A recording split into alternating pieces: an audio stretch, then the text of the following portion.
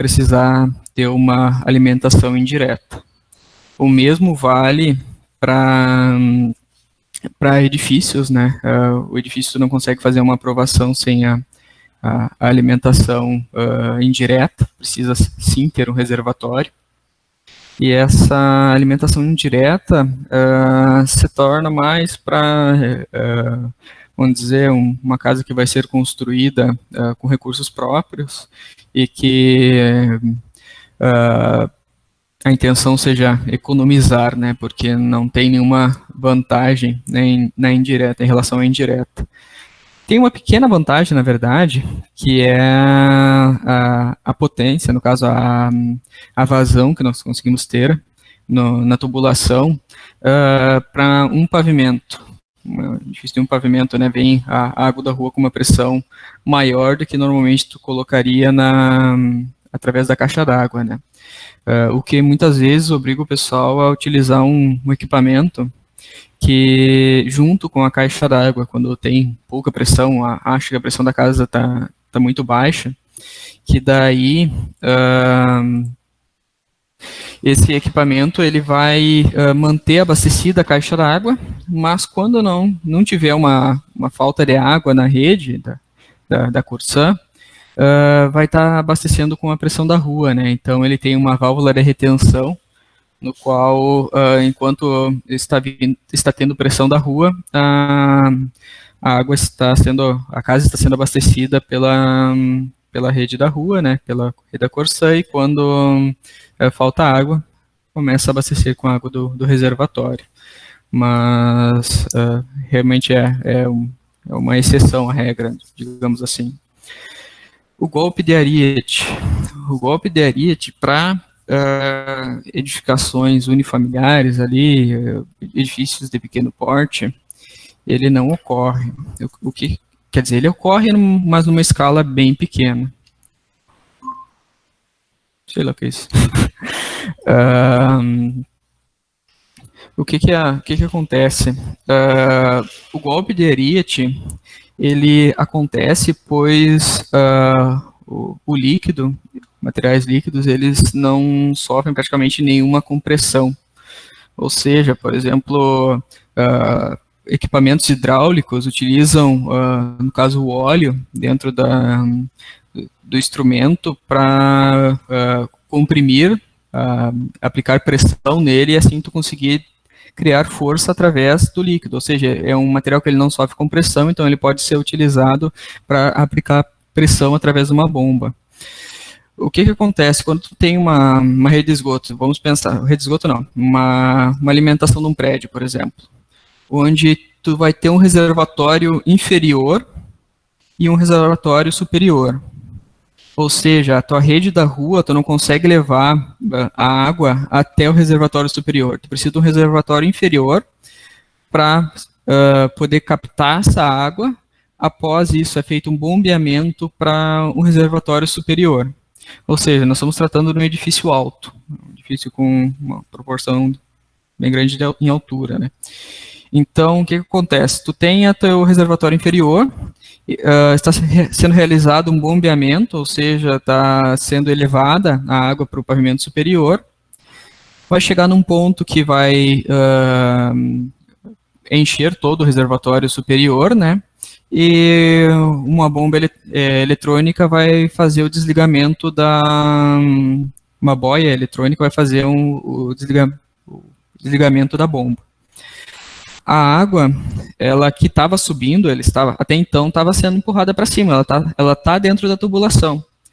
De uma hora para outra, quando a bomba ela desligou, ela retornou, ela desceu novamente, ela perdeu o impulso, digamos assim, né? E vai retornar novamente para a bomba.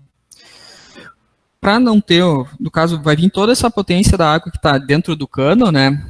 Em direção à bomba. Para proteger essa bomba, nós colocamos uma válvula que ela não vai deixar a água voltar.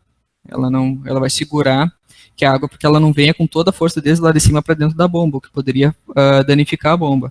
Então, a água não consegue descer. No que ela não consegue descer, ela está aplicando aquela força de cima para baixo, e como o líquido não é compressível, né, não sofre compressão, ele vai bater na válvula, que não está deixando a água descer, vai tentar subir novamente, enquanto a água está tentando subir, o restante lá para cima está tentando descer, ou seja, a água está sofrendo movimentação brusca dentro dos canos. E isso vai fazer com que a tubulação se mexa, que ela sofra pressão interna, né? Então, o líquido ele não diminui de volume com a pressão, né? Então, toda essa pressão ela é dissipada para as paredes da tubulação. No próprio sistema de limpeza da piscina, por exemplo, tu tá fazendo o bombeamento da piscina para filtragem. A água está circulando dentro da piscina. Tu tá com uma bomba forte, no momento que tu desliga essa bomba, tu pode ouvir a tubulação fazendo barulho, ou seja, de uma hora para outra tu interrompeu o fluxo de água. Então essa água, ela que tinha energia cinética, ela começou a transformar em energia potencial em relação aos canos, né? Então começou a ter pressão de dentro para fora desses canos, dessa tubulação, e com isso acaba danificando a tubulação, as conexões que são utilizadas, ou seja, os joelhos, as luvas, os T's que compõem o sistema ali, estão sofrendo essa ação interna. Outro exemplo seria a mangueira. Se tu está com uma pressão bem forte numa mangueira, tu está lavando o carro ali, está com pressão bem forte, de repente tu fechou a ponta da mangueira, tem aquelas pistolas na ponta, né? Tu fechou, não está permitindo que a água saia. Ela estava com uma pressão boa, de repente tu cortou esse fluxo e pode observar que a mangueira ela se mexe quando faz isso, né? Ou seja, a água ela tentou sair, encontrou uma barreira, tentou retornar, a parte que estava vindo continuou vindo, então dá toda aquela turbilhão dentro da tubulação. Isso em pequena escala não acontece, não dá muito problema, né? Mas se a gente pensar numa tubulação grande de abastecimento de uma cidade, por exemplo, onde nós temos tubulação com 1 metro de diâmetro, em 7 metros de comprimento ali que tu vai ter de tubulação, tu praticamente vai ter 7 toneladas em carga de água dentro de uma tubulação, ou seja, quando tu fechar um registro, tu vai estar com uma baita de uma pressão ali dentro que pode romper o registro, né? Claro, em prédios bem altos tu vai ter esse problema também, né? Mas tudo isso pode ser resolvido com um bom projeto, né? De forma que a água não volte tão forte, ou então, em vez de utilizar um registro de esfera, utiliza um registro de gaveta, que vai diminuir aos poucos o retorno da água, né? E aí vai. Vou explicar depois direitinho para vocês como é que funcionam os registros ali, fiz alguns videozinhos para vocês. O consumo. O consumo, ele serve para te também orientar o volume da caixa d'água, né? E esse consumo, ele varia de acordo com os estados, tá? A norma digamos, de reservatório, né, onde nós trabalhamos o volume de reservatório, ela estipula que cada região do Brasil tem um certo consumo, né, pelas características da população que ali vive. Em média, são 200 litros por dia por pessoa. E dentro de um projeto arquitetônico, nós calculamos da seguinte maneira.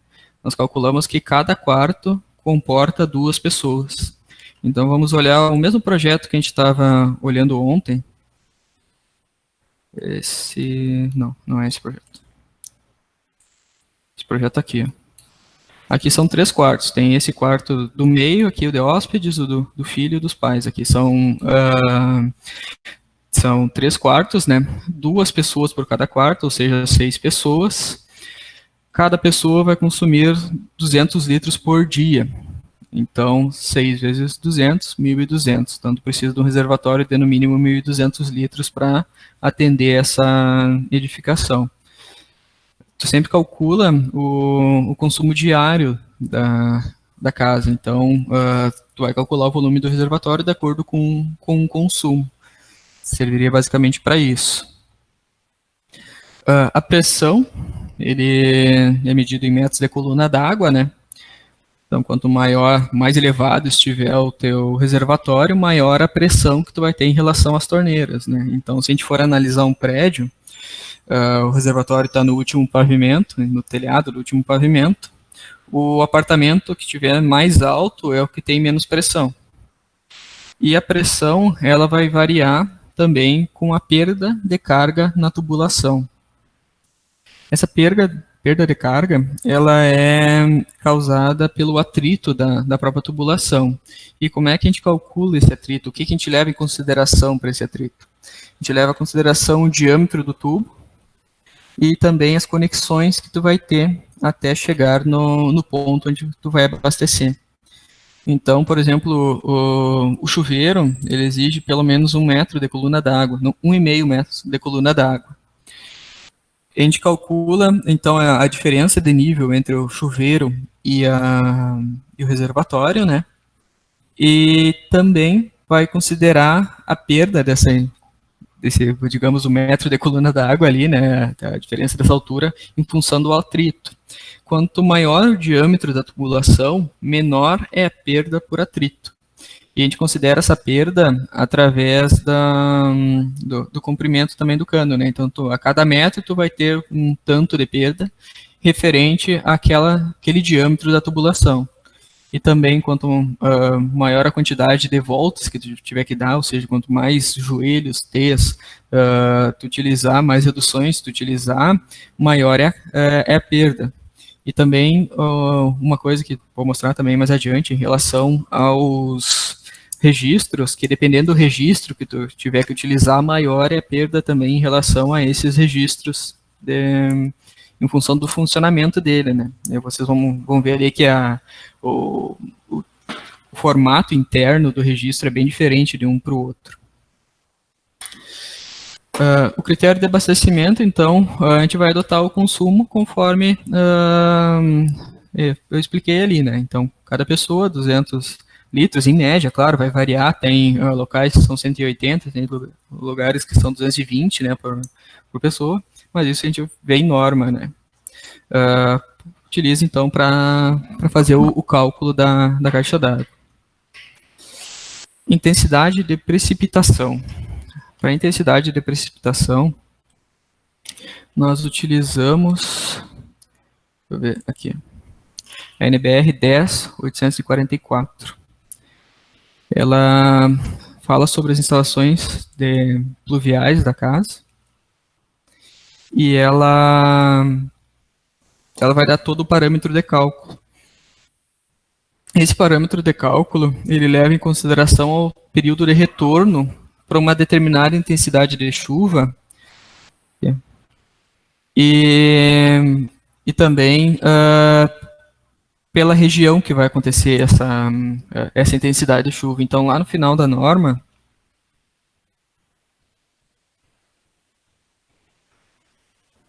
nós vamos ter, claro, alguns gráficos aqui também que nos auxiliam a fazer o cálculo, mas nós temos o tempo de retorno para algumas regiões, né? Então, o tempo de retorno de uma chuva. Então, o tempo de retorno de uma chuva de 174 milímetros de intensidade, milímetros por hora, né? Por exemplo, em Alegrete ali, 174, de 174 é de 1 ano, né?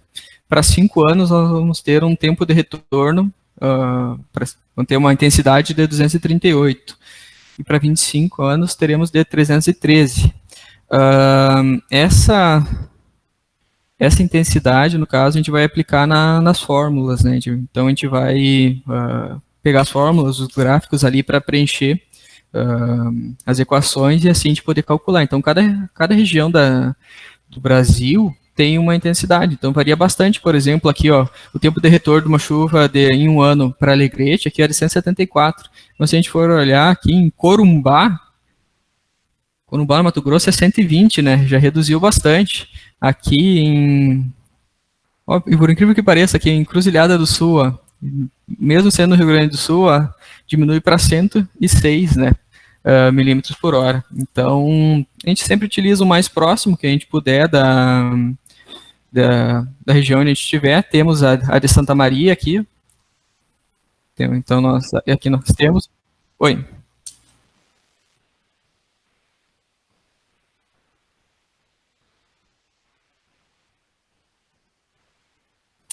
Esse tempo de retorno, na verdade, é uma análise que o pessoal faz, o pessoal que estuda meteorologia ali, que trabalha com a parte de águas, eles têm pluviômetros, no caso espalhados em todas essas regiões, que eles calculam o risco de ocorrer uma determinada chuva.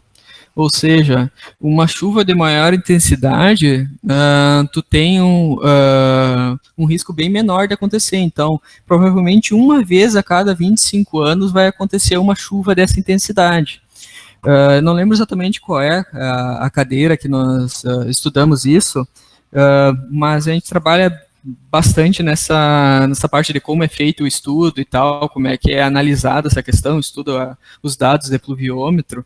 O que nós, quando a gente vai calcular mesmo, a gente pega esses dados que o pessoal estudou e aplica nas fórmulas, né? Então, realmente, essas intensidades aqui são medidas há muito tempo, tipo, há 100, 200 anos ali quase, que são medidas a intensidade das chuvas e são anotadas, né? Então, eles pegam esses dados para cada região e vê mais ou menos como ocorre as chuvas, como é previsto. Essa intensidade da chuva, esse período de retorno, no caso, da intensidade de chuva, ele é utilizado também para o cálculo de pontes, né? Então, por exemplo, nós temos uma bacia hidrográfica e ela tem uma determinada área e tu quer colocar uma ponte nessa bacia, né, para poder cruzar com uma estrada. Então, tu tem que calcular a altura que tem que ficar essa ponte em relação a um tempo de retorno para que não ocorra uma chuva, o rio da bacia ali eleve o nível e tu tenha a tua ponte submersa, né? Então, também é utilizado para isso. Existem diversas aplicações, né? O que eles apresentam nessa norma são um compilado de tempo de retorno, os estudos feitos durante esses anos, de como ocorrem as chuvas nessa região. Ou seja, nós vamos pegar essa intensidade de chuva para poder calcular a nossa calha, né? Então, nós vamos... tem toda uma fórmula que nós utilizamos, faz tempo que eu não utilizo essa fórmula, porque o programa já me dá isso daí de acordo com a área que eu tenho, né?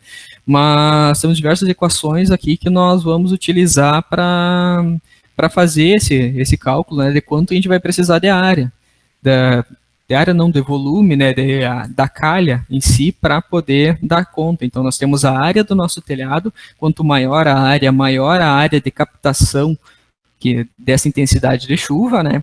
Então, tu vai precisar de calhas maiores para atender, e em consequência disso, tu também vai precisar de condutos que peguem a água dessa calha e, através de tubos de queda, então, tu vai levar para a rua, né?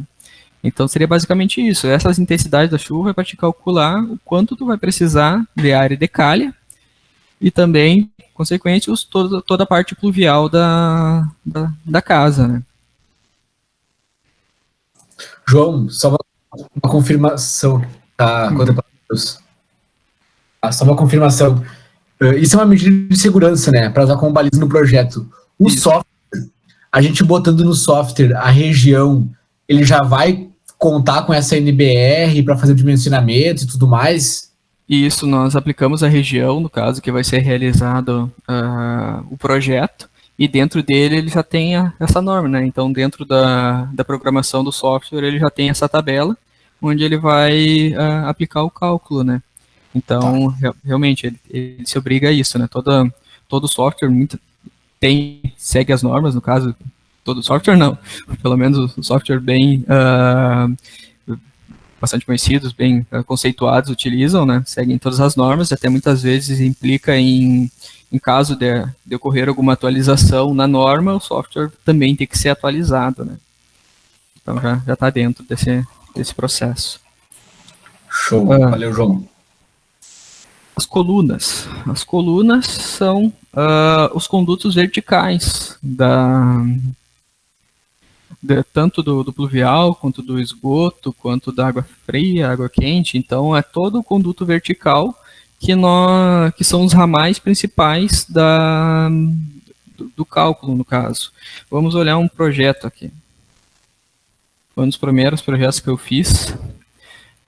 Nós temos aqui alguns tubos de quedas, né? Então, nós temos tubos de quedas que são do esgoto, temos que são aqui, o tubo do pluvial, o tubo de ventilação, água quente, água fria, alimentação. Então, ou seja, olha, na perspectiva de olhar a planta, nós temos, nós enxergamos o tubo não de perfil, através de um corte, né? Então, nós estamos enxergando o corte dessa tubulação. Esses tubos de quedas, eles formam os ramais principais da tua edificação, ou seja, tu vai ter que, num projeto, por exemplo, com 2 pavimentos, tu vai ter que ter um tubo de queda para te descer com os banheiros, com o esgoto dos banheiros superiores, tu vai ter que ter um tubo de queda para levar lá do telhado fazer o recolhimento da calha, né, para levar lá para a rua, né, o pluvial, a água pluvial é levado para a rua, ou então caso tenha a rede pluvial cruzando também na rua, no caso vai fazer a escavação, vai fazer a ligação na rede da rua, mas em muitas vezes a própria rua já faz papel de escoamento, né? Tu vai conseguir largar na própria rua, no próprio meio-fio ali para escoar a água.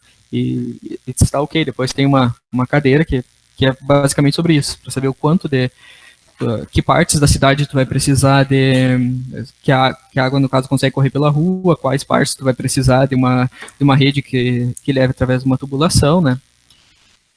Então aqui nós temos, por exemplo, nós temos a calha, ela tem 50 centímetros de largura, depois a gente calcula a altura dela também, né? Aqui no projeto a gente não apresenta a altura dela, nesse projeto em específico, né? Tu tem os tubos de PVC, tem tubos de PVC de 100 milímetros, que estão levando essa água através, por baixo do telhado, nesse caso, né? Está indo por baixo do telhado, um telhado em platibanda, né? Com a calha borboleta, né? O telhado em formato borboleta. E ele está caindo aqui, nesse momento ele não está mais andando na horizontal, ele está indo na vertical. Então tu tem o AP1, no caso, que seria a coluna da água, a coluna do tubo de queda do pluvial. Então se a gente olhar aqui no segundo pavimento, aqui, o AP1 vai estar, é o segundo, que é o primeiro.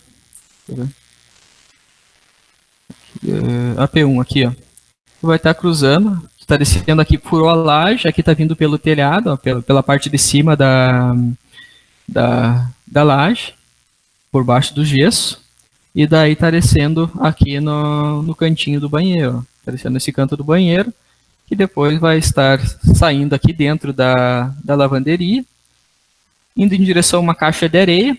A caixa de areia seria um quadro onde tu está fazendo a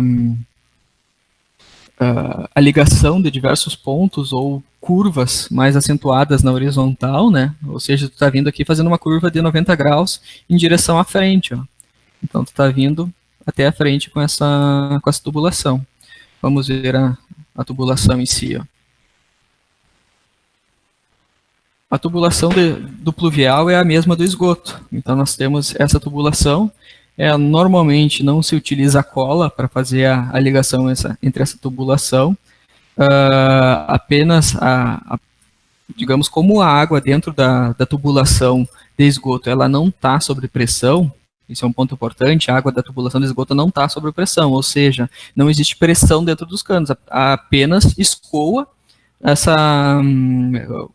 o produto, no caso, tanto o pluvial, a água da chuva, quanto o esgoto, sem estar em pressão. Então, o cano ele é encaixado sempre com uma declividade, nunca na horizontal, simplesmente na horizontal, sempre tem que ter uma declividade,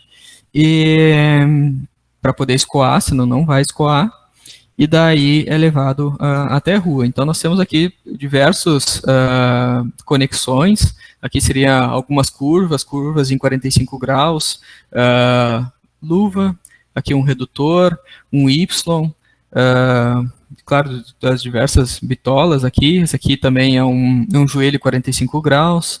Esse aqui é um T com redução, um T com redução, então é um joelho com uma saída com diâmetro menor.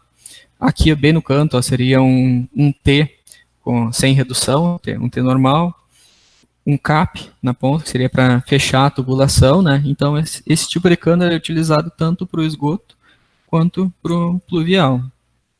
Tanto no tubo de queda, quanto na tubulação em si horizontal. Lembrando sempre que a tubulação do esgoto ela ter que ter uma declividade. Esgoto e o pluvial, né? Se a gente for olhar aqui, ó, também faz parte do cálculo, quando a gente vai calcular a tubulação, levar em consideração a inclinação. Então, essa tubulação está tendo uma inclinação de 1%. Para o pluvial, tem que ter, pelo que eu lembro da norma, tem que ter no mínimo 1% de inclinação. Quanto para do esgoto, com 0,5% a gente já consegue ter um bom escoamento do esgoto. Então, deixa eu ver aqui um outro projeto.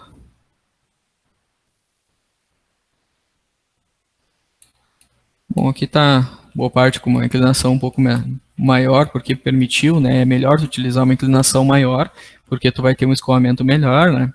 E também faz, no caso, essa inclinação faz parte do cálculo. Que não vem ao caso, agora é um cálculo um pouco mais complicado, no caso. Teria que ir bem mais a fundo em um dia só, não teria como nós vermos. Então, no projeto, no caso tem diversas maneiras de representar o projeto. Nesse caso aqui, ó, nós representamos apenas com algumas linhas, porque fica mais fácil de não bagunçar muito o projeto, né? Tem bastante informação nesse projeto, né? Então se torna melhor de enxergar. Nesse daqui, no caso, tem toda a tubulação de esgoto, que está em verde, como também tem a tubulação de água quente, que está nesse vermelho tracejado, como a tubulação de água fria, quanto a alimentação, que também está identificado como verde. Então, a alimentação é sempre a água que vem do sistema de abastecimento, seja da Corsã, seja de uma caixa d'água, até o abastecimento da casa. Esse projeto ele foi feito todo apenas com linhas, né, só com a representação das linhas, já que o projeto do mesmo cliente que nós estávamos estudando ontem, o projeto elétrico, nós fizemos toda a representação através dos tubos. Essa representação a gente fez através do software, né, mas também o AutoCAD tem, pelo menos na época que eu estudava, a gente utilizava era um software da Tigre, onde lançava também a tubulação, no caso fazia os desenhos da tubulação para ti, mas ele era bem bagunçado, de vez em quando dava um pane e sumia todas as marcações que a gente tinha feito. Então nós temos aqui um tubo de queda, no caso aqui ele está pegando a água do pluvial, né? A água do pluvial está chegando aqui no pluvial e chegou aqui, chegou num joelho, porque ele passou a ser conduzido horizontalmente. Então passou a conduzir horizontalmente, levou para uma caixa de areia e da caixa de areia nós passamos a seguir o restante da casa, né? Vou ver.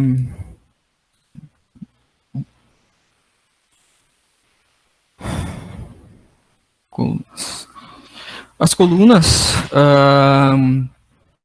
nós sempre temos que pensar onde menos vai influenciar a posição na casa. Então nós temos projeto, a gente procura sempre utilizar um shaft dentro da casa, né? Claro, em algumas edificações mais simples a gente pode correr com tubulação por fora da edificação, mas não é o recomendado, esteticamente fica muito feio. É preferível botar então dentro da edificação e daí nós vamos fechar um shaft, ou seja, nós vamos ou botar um gesso aqui nesse trecho, né? Eu, por exemplo, colocaríamos um fechamento em gesso ou então no próprio concreto, faria um concreto. Em alguns casos, em alguns prédios, ficam todos, digamos que está cruzando muita tubulação, porque está pegando de diversos banheiros. Então nós vamos ter duas alvenarias, digamos assim, né? Vai ter uma aqui, vai ter um fechamento aqui, esse espaço todo de shaft para cruzar com a tubulação, descendo diversas tubulações, e mais uma alvenaria. Então o shaft ficou toda uma lateral da parede. Como nesse caso é apenas um tubo que está descendo, nós vamos pegar e fazer apenas um quadrado aqui, né? Então sempre cuidar para não cruzar na frente de uma janela, para não pegar em algum lugar que esteja atrapalhando algum equipamento.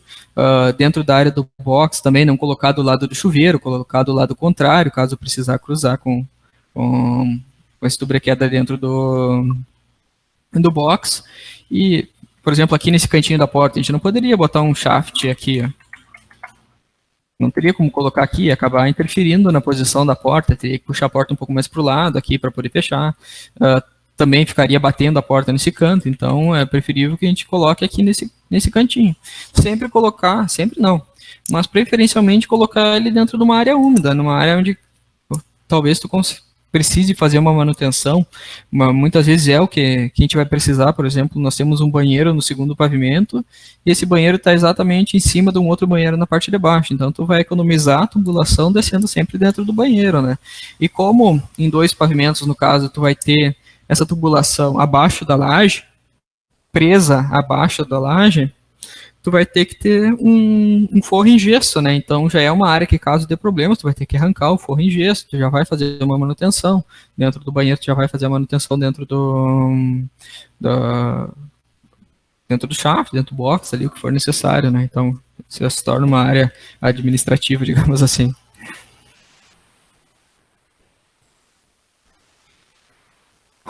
Tubos. No caso, alimentador predial hidrômetro. Hoje, os prédios multifamiliares, no caso, eles têm que ter hidrômetro individual. Tem que ter um hidrômetro para cada um dos apartamentos, né? São nos prédios mais antigos que acaba tendo que dividir. Esse hidrômetro, ele pode ficar, digamos, dentro do nível de um pavimento, como é nesse caso, ó, nós teríamos hidrômetro dentro de cada um dos pavimentos, e no caso o morador vai poder, dentro do seu próprio andar, fazer a medição ali. Em alguns casos colocam todos os medidores na parte de baixo, então a água tem que descer, e lá em todos os medidores na parte de baixo, subir novamente para poder atender os apartamentos. Só que isso é bem ruim, porque tu vai ter uma baita uma perda de carga. Tu tem toda a perda de carga no descer, através do comprimento da tubulação, tu vai cruzar pelo medidor e vai ter que subir tudo de novo com essa tubulação para poder atender os apartamentos, né? O que é bem ruim. Nesse caso aqui, cada um está no seu pavimento, é uma opção, de certa forma bem utilizado essa opção, mas e também tu não tem tanta perda de carga, ou seja, tu está descendo com a tua alimentação, tu está indo para o medidor e está distribuindo para os apartamentos. Um outro caso, também bastante utilizado, é utilizar tudo na saída da caixa d'água. Então tu vai ter aqui, saindo da caixa d'água, tu vai ter que ter, é claro, um acesso ali através de uma escada, mas saiu da caixa d'água cada um dos tubos que vai alimentar os apartamentos. Então, por exemplo, se um prédio tem 12 apartamentos, vai ter 12 saídas 12 saídas não, mas tu vai ter uma saída grande. Dessa saída grande tu vai ter um barrilete, que a gente chama, né, que seria deixa eu ver se eu encontro uma imagem para vocês aqui. Barrilete.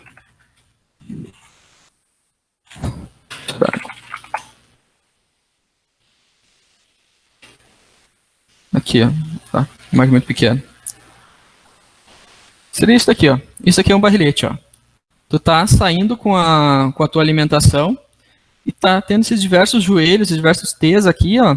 E o medidor, ele é colocado nessas saídas aqui, ó. Nesses meios aqui é colocado o medidor. Então, tem que subir até a caixa d'água. Tem todos os medidores dos apartamentos ali e a medição é feita lá em cima. Aqui também é um barrilete, ó. Então tem diversos registros, provavelmente abaixo tem os medidores e fazem a distribuição para poder fazer a medição para cada um dos apartamentos. Hoje é obrigatório ter isso daí em prédios multifamiliares.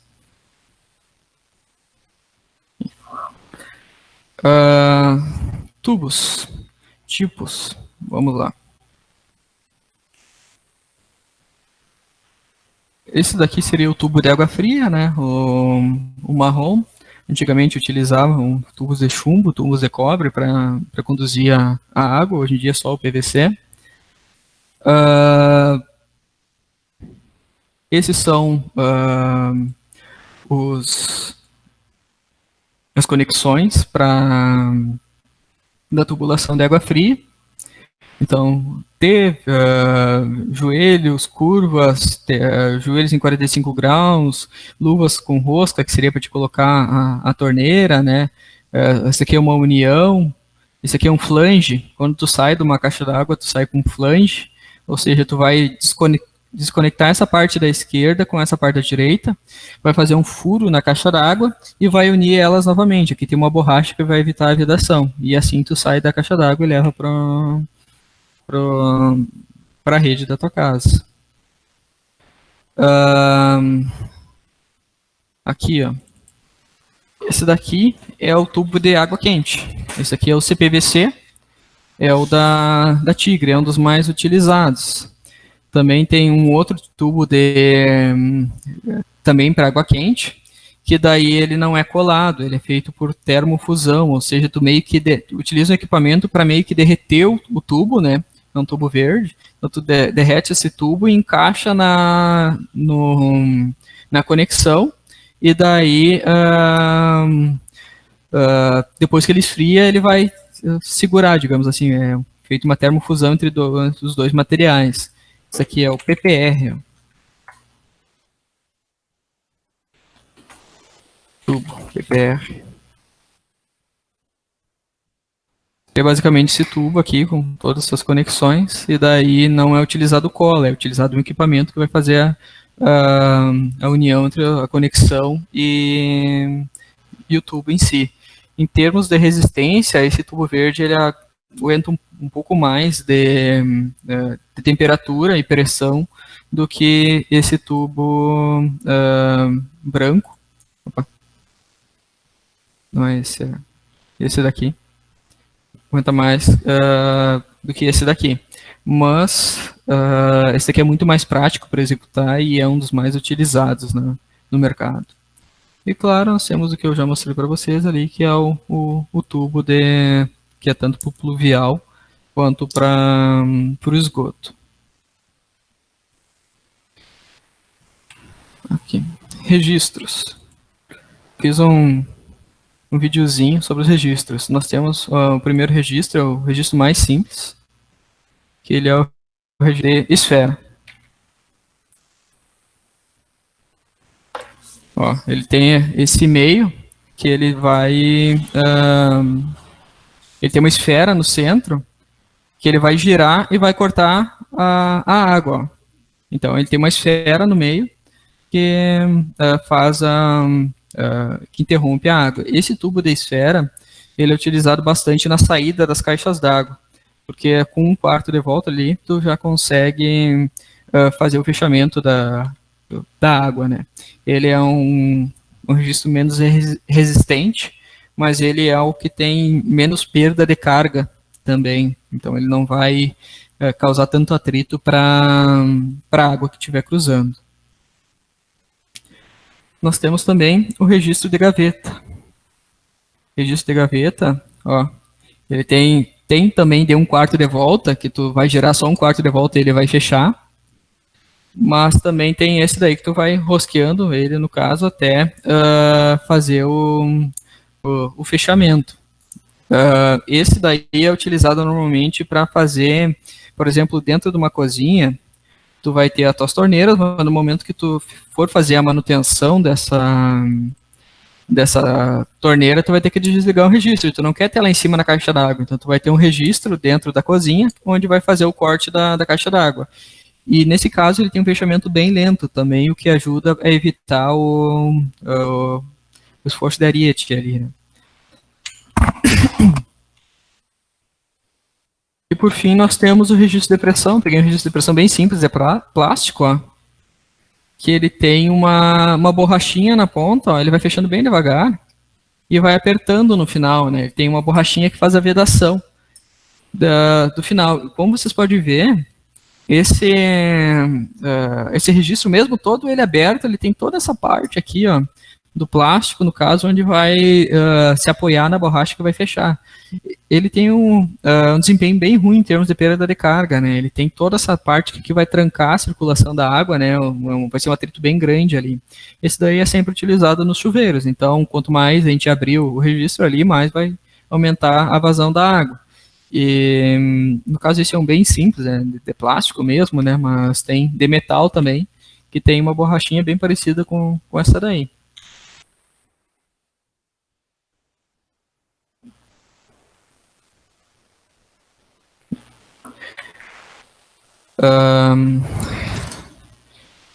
Reservatório. O reservatório, hoje em dia já não pode mais utilizar aqueles que parece de fibrocimento, o reservatório de amianto, né? O reservatório de amianto, ele tem partículas que entram dentro do teu corpo e tu não consegue absorver esse material, né? Então, causa diversas doenças, diversos problemas, então já proibiram. Hoje em dia o que mais tem são reservatórios de fibra, e o reservatório de plástico em si, né, que seria o mais barato. Deixa eu ver. Os reservatórios, caso tu tenha um prédio com uma certa altura ali, tu vai ter que ter um reservatório inferior para te pegar o ramal público, a água do ramal público, e elevar até esse reservatório, e após isso, aí sim ser bombeado para o reservatório superior. Porque a pressão em si da rua, ela tem, no mínimo, ela tem que ter 10 metros de coluna d'água, né? Então, toda a região da cidade tem que ser atendida pelo, no mínimo, 10 metros de coluna d'água. Então, o que teoricamente poderia ser utilizado para levar até o terceiro andar, né? Daria 9 metros, basicamente, o terceiro andar. Então, até o terceiro andar tu vai conseguir levar com a água da rua. Tem lugares que a pressão é muito maior, e também tem um limite também para essa pressão, né? Caso tenha uma pressão muito grande, tu pode acabar estourando a tubulação de uma casa. Então tem um limite mínimo e um limite máximo dessa pressão da rua. Então, sempre levando em consideração que se tu tiver mais que 2 pavimentos ali, talvez tu já tenha que botar um reservatório inferior, porque tu vai ter, digamos, tu vai ter um terceiro pavimento, tu tem então 9 metros ali, e acima desses 9 metros, tu já teria que ter mais também um 1,60 m no mínimo ali, 2 metros de altura até iniciar o teu reservatório. Então, se tu estiver trabalhando com a pressão mínima da rua, não vai conseguir encher aquele reservatório lá em cima. Sempre lembrando que a rede pública também tem a variação de pressão, né? Então, tem dias que a água está mais forte, tem dias que a água está mais fraca. Então, pode ser que essa oscilação, no momento tu consiga chegar com a água até o reservatório, mas em um momento de oscilação da água do sistema público, tu não consiga não consiga mais encher esse reservatório. Então, tu vai precisar de um reservatório inferior para poder bombear daí para esse reservatório superior. Então, desse reservatório superior, vamos descer para atender todo edifício, for multifamiliar ou unifamiliar ali, cada um no seu caso. Em alguns casos também, quando a gente vai fazer o cálculo da pressão, é possível que tu tenha que ter uma torre muito alta no teu prédio para que consiga atender as pressões mínimas dos equipamentos. Então, cada equipamento tem uma pressão mínima exigida. Para o chuveiro é 1,5 m metro de coluna d'água, né? Então, 1,5 metros de coluna d'água. Então, tem alguns dos equipamentos que é um pouco menos ali, as torneiras da cozinha são menos, a torneira da pia do banheiro é menos e tal, a máquina de lavar tem uma pressão mínima para o correto funcionamento dela. E talvez precise de algum pressurizador também. Esse pressurizador pode ser utilizado tanto depois do medidor, quanto também direto lá em cima no reservatório. Até quando se utiliza o sistema de água quente na casa e tu tem um aquecedor de passagem, ou seja, é um aquecedor onde está cruzando a tua água fria. Ele cruza por dentro de uma serpentina e essa serpentina está sendo aquecida por gás. Então tem um sistema de gás ali que está fazendo o aquecimento dessa serpentina. Esse equipamento em si, ele precisa de no mínimo 10 metros de coluna d'água. Ou seja, no mínimo, o nível do reservatório tem que estar 10 metros acima do teu aquecedor de passagem. Isso acaba que nos força muitas vezes a colocar um pressurizador. que seja de 2 pavimentos, esse equipamento de aquecedor de passagem ele fica 1,60 m mais ou menos do nível do chão. Tu não vai conseguir ter a pressão mínima e tu vai ter que erguer uma torre na tua casa para conseguir ter a pressão mínima desse equipamento. Então, muitas vezes, a gente se obriga a colocar um aquecedor um aquecedor não, um pressurizador para atender a tua rede. Já foi o caso, por exemplo, desse cliente. Vou ver aqui. Aqui. O aquecedor de passagem, ele fica na lavanderia, ficava na lavanderia, ou seja, vem um tubo de água fria, alimenta esse aquecedor de passagem, e daí sobe com água quente para atender os banheiros do pavimento superior. Vou ver aqui. Aqui tá aqui, no caso, o aquecedor de passagem.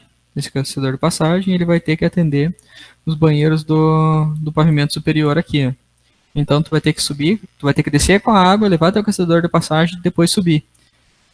E também a edificação não tinha altura para isso, então tivemos que optar pelo pressurizador ali para poder fechar o funcionamento da casa.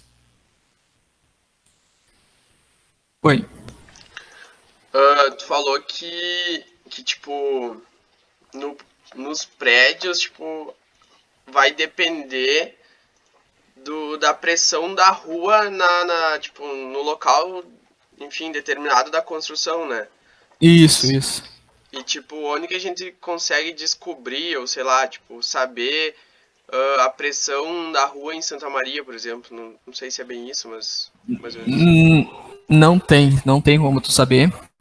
Tu vai ter que trabalhar sempre com a pressão mínima.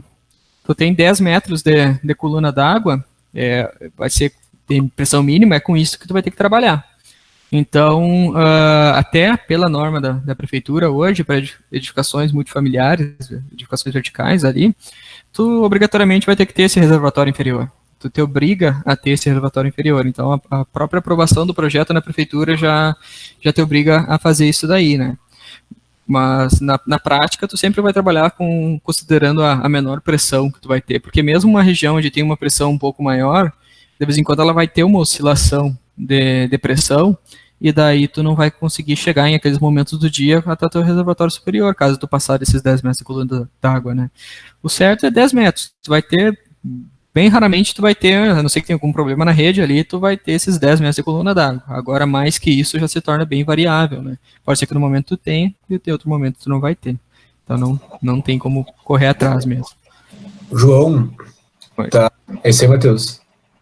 Só para confirmar, então, a necessidade do reservatório inferior é justamente para proteger em relação a essa variação de pressão. Exatamente. Tu vai ter esse reservatório inferior, tanto porque muitas vezes tu não vai ter mesmo a pressão, quanto tem vezes que até tu pode até ter uma pressão no momento, mas em outros tu não vai ter. Então tu já faz com o reservatório inferior, já faz o teu sistema com esse reservatório inferior para garantir que tu sempre tenha. Então tu vai vir da rede pública e tu vai levar direto para o teu reservatório inferior. E daí tu vai bombear lá para cima essa água, né? Então já invariavelmente tu vai ter que fazer isso, né? Até 2 pavimentos eu digo, pode colocar direto a rede da rua, tu não vai ter problema. Agora para 3 pavimentos já se torna complicado. Talvez tu não tenha pressão lá na parte de cima, né? Já vi casos de prédios que eles foram construídos com 4 pavimentos, né? Prédio com 4 pavimentos foi feito sem reservatório inferior e tinha vários picos de oscilação ali que não da água que não tinham água, simplesmente começava a utilizar a água do reservatório que estava acumulado. Daí utilizava boa parte do que tinha no reservatório, daí quando faltava água mesmo já estava pela metade que estava no reservatório e o pessoal do prédio já ficava sem pressão. Então, até 2 pavimentos é garantido que tu vai ter, porque tu vai ter 10 metros de coluna d'água obrigatoriamente. Mas, mais que isso, já é considerado, já é de se pensar em colocar um sistema de bombeamento daí para o 3º pavimento. Hein, João? Oi. Não faria sentido colocar uma bomba, mesmo sem ter um reservatório interno? Porque, teoricamente, tu vai ter um maior tempo o teu interno não inferior, vai ter mais tempo que o teu reservatório superior cheio, pelo menos.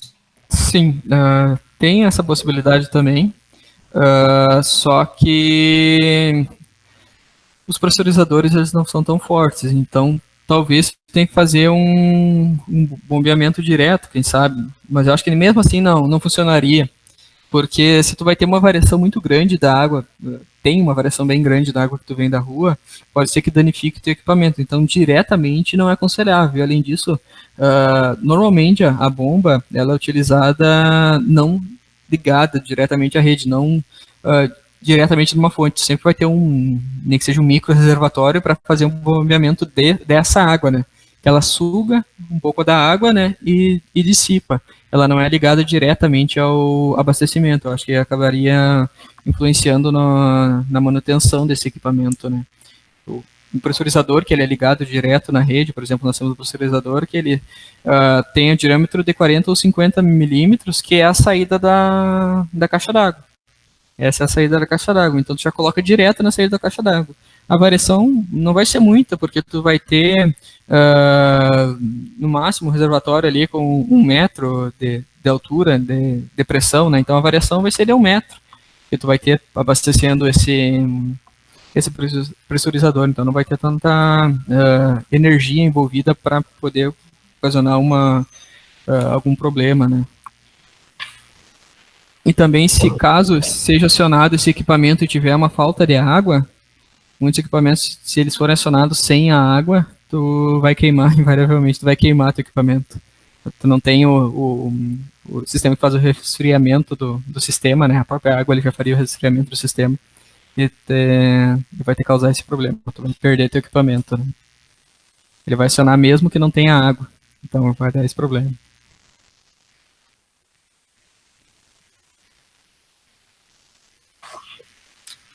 Não, ele é só um reservatório, vamos dizer, para te acumular a água dentro dele, e então a bomba, como a gente pode ver aqui, ó, nesse desenho, ó, a bomba está acima do nível, não está dentro, não é uma bomba submersa, né? Então ela vai sugar essa água daqui até em cima. Claro, tem bomba submersa também, tem bombas que ficam dentro da água, que também fazem esse funcionamento, também acionam, só que elas são menos seguras.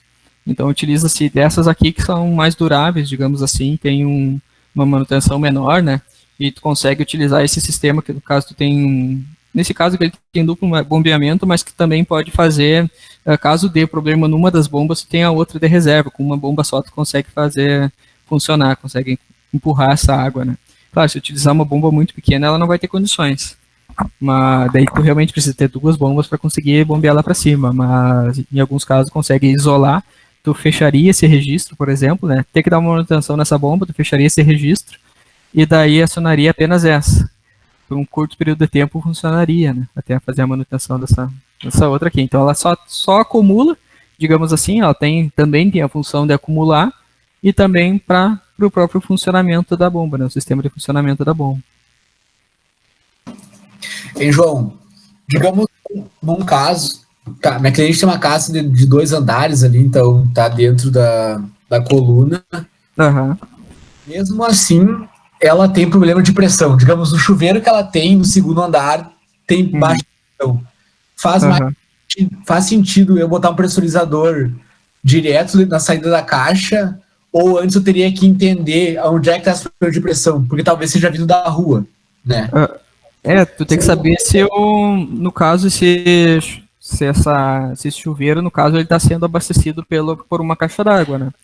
Se ele está sendo abastecido pela caixa d'água, beleza, coloca um pressurizador direto lá na caixa d'água. Tu vai ter a saída aqui assim tu já colocaria, na verdade, aqui embaixo, né, tu já colocaria o pressurizador. Então já colocaria o pressurizador lá em cima e ele aumentaria toda a rede, aumentaria a pressão em toda a rede. Agora, se ele está ligado direto na rede da rua, aí já complicou. Aí tu vai ter um problema maior, tu vai ter que tentar transformar esse funcionamento do sistema hidráulico do cliente para ser abastecido através de um reservatório, para aí sim tu conseguir bombear. Senão não tem outra alternativa. Tá, mas eu não conseguiria usar um pressurizador direto vindo da rua ali na canalização? Até funcionaria. mas a chance de dar problema depois é bem grande. A chance desse equipamento pifar é bem grande, num pico de pressão da rua, ou então numa falta de pressão ele se acionar sozinho, é bem grande de acontecer. No caso desse que a gente utiliza na caixa d'água, ele é um tipo de pressurizador que ele se aciona apenas se ele tiver água correndo por ele. Então, se tiver uma água correndo, descendo da caixa d'água ali, que tu ligar uma torneira que fizer a água circular, ele vai se acionar. Daí ele vai começar a aumentar a pressão da rede. Agora, a própria rua, ela está sobre a ação da movimentação da tubulação da rua em si. Então, digamos que o pico da rua, ele é bem grande. É aquele caso como é que é o nome aqui? Estou esquecendo. Do golpe de Ariete. Tu tem o golpe de Ariete dentro da tua edificação, a chance de dar problema é bem pequena. Agora, para a rede da rua, a chance de acontecer é bem grande, porque vão trabalhar numa proporção muito maior, né? Bem maior. Se acontecer um golpe de Ariete na rua, no caso que é a rede da Corsan, no caso, ela está preparada para isso, pode ser que esse golpe de Ariete atingindo a tua bomba, teu pressurizador, e ele sofra a ação desse golpe de Ariete. Eu acho que não é aconselhável colocar direto da rua. Até pode, mas a chance dele estragar é grande, dá algum problema. Sim, entendi. Então seria mais sensato, digamos assim, ter um reservatório para daí botar o pressurizador. Exatamente. Seria sensato utilizar isso, ou então se preparar, porque de vez em quando vai pifar o pressurizador. Beleza, valeu. Oi.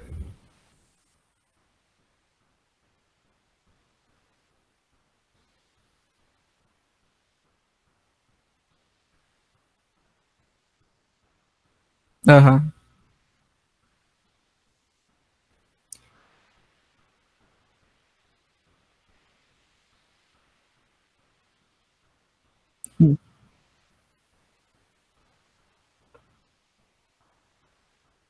Tem sim, dá para utilizar, no caso, o pressurizador, tem um pressurizador que ele é só do equipamento, né? Então ele é externo também, é um pressurizador externo, ou seja, não precisa ficar dentro de uma parede, digamos assim, dentro de um shaft, né?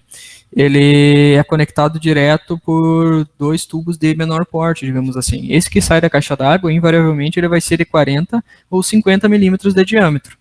Esse outro, a gente consegue colocar em tubos de 20 ou 25. Ou seja, nesse aquecedor de passagem, nós poderíamos ter colocado um pressurizador apenas para esse de passagem, apenas para esse aquecedor de passagem. Mas como a casa ela já estava com uma pressão um pouco baixa, então nós optamos em colocar em toda a rede. Assim, toda a rede da casa estava com uma pressão boa. No caso, se quisesse colocar em apenas um banheiro, também poderia. Poderia colocar um pressurizador apenas no banheiro da casa. Daí. Tem como, no caso, tu vai ter que encontrar a tubulação, onde é que ela está atendendo a esse banheiro, e daí instalaria, digamos, entre 2 partes dessa tubulação, instalaria esse pressurizador de menor porte para dar pressão àquele ambiente. Daí. É possível, então, colocar dentro da casa.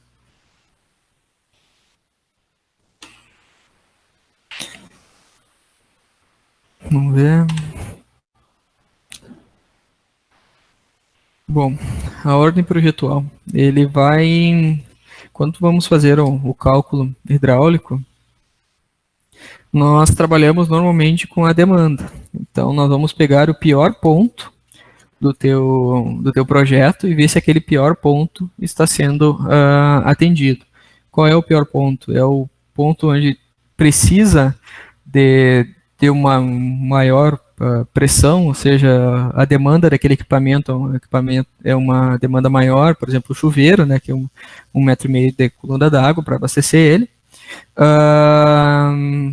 E também o que tiver uma menor distância até o reservatório, ou seja, menor diferença de nível, digamos assim. Então, se a gente for trabalhar num prédio, O pior caso é o pavimento superior.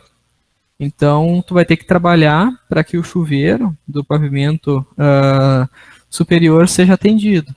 E com isso tu vai começar a trabalhar o nível que vai ficar esse teu reservatório. Então, vai ver a altura que vai ser necessário ficar esse reservatório. E também se vai precisar de um pressurizador ou não. Lembrando que tu pode fazer com que a perda de carga diminua, aumentando o diâmetro da tubulação, diminuindo o número de voltas que tu faz com a tua tubulação, né? Então, se nós formos analisar essas conexões, ó, quais são os que têm maior perda de carga? Provavelmente seja esse joelho aqui. Tem uma tabela, no caso, que estipula essas perdas de carga.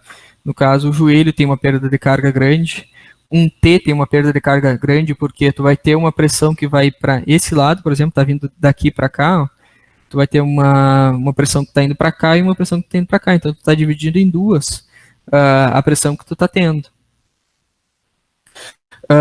Muitas vezes a gente consegue ir diminuindo essa perda, utilizando, em vez de utilizar, por exemplo, esse daqui, ó, nós vamos utilizar esse de cima aqui, que é uma curva maior, ó, ele tem uma curva mais suave para fazer. Ou então a gente coloca as curvas em 45 graus, então tu vai organizando, tu organiza a tubulação de maneira que ele tenha essas voltas em 45 graus. Uma só troca de um registro, de uma curva não vai fazer muita diferença, mas ao longo do projeto, diversas trocas dessas conexões vão melhorando a tua capacidade de cálculo, né? Então sempre vai considerar o pior caso, e para aumentar a pressão tu vai ter que trabalhar com um diâmetro maior, uma altura maior do reservatório, do nível do reservatório. Lembrando sempre que o funcionamento de uma caixa d'água, ele tem também uma variação do nível que está no reservatório. Então, por exemplo, nós temos esse nível aqui que está demarcando, ó, e ele tem uma boia. Na verdade, essa alimentação aqui por cima não existe, essa alimentação é pela lateral, né, da caixa d'água. Então, tu vai ter uma boia, esse nível da água ele vai baixar um tanto, e vai chegar numa hora que vai baixar tanto que vai fazer a boia encher novamente o reservatório. Então, vai voltar a encher esse reservatório. Essa oscilação também ela entra no cálculo. Então, tu tem que ter uma margem para ter essa diminuição, ou seja, tu diminuiu o nível da tua água, tu diminuiu a pressão. Aqui está com uma pressão, aqui embaixo já está com outra. Então, essa diminuição de pressão também é levada em consideração, e essa margem de diminuição aqui do nível também dá para ser ajustada, né? Nós podemos, por exemplo, colocar que o nível da caixa d'água vai variar apenas 10 centímetros no uso normal dele. Ou também podemos colocar que vai ser meio metro, né? Dependendo de quão crítico tiver a tua situação, né? Sempre lembrando que uma variação menor, se tiver um limite de variação menor, caso falte água e tu comece a consumir a água do reservatório, tu vai ter uma perda muito grande nos teus equipamentos ali. Tu vai começar a perder muita carga, e alguns equipamentos vão deixar de funcionar ou vão funcionar de uma maneira ruim.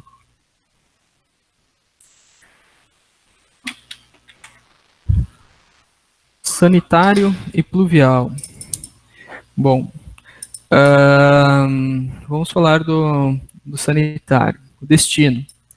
O destino do sanitário ele pode ser tanto a rede de tratamento de esgoto da tua rua, quanto então um tratamento individual. Ou seja, tu pode ter uma fossa, um filtro e um sumidouro, exatamente nessa ordem. O que acontece?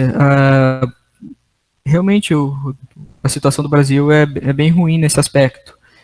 Realmente muito poucas pessoas são atendidas pela rede de esgoto. Então, muitas vezes a gente vai pedir um ABITSE, normalmente nos documentos do ABITSE, da construção, o último documento da liberação, tu precisa de uma certidão da Corsan que diga que está ligada corretamente na rede. Mas, caso o local não seja atendido por rede, então tu vai ter que partir para um tratamento individual de filtro, fossa e sumidouro. O filtro ele vai ele vai captar o esgoto, né? Vai fazer uma primeira captação do esgoto, ele vai acumular ali dentro, ele já vai começar um processo anaeróbico de fermentação, digamos assim, as bactérias vão começar a agir dentro daquele,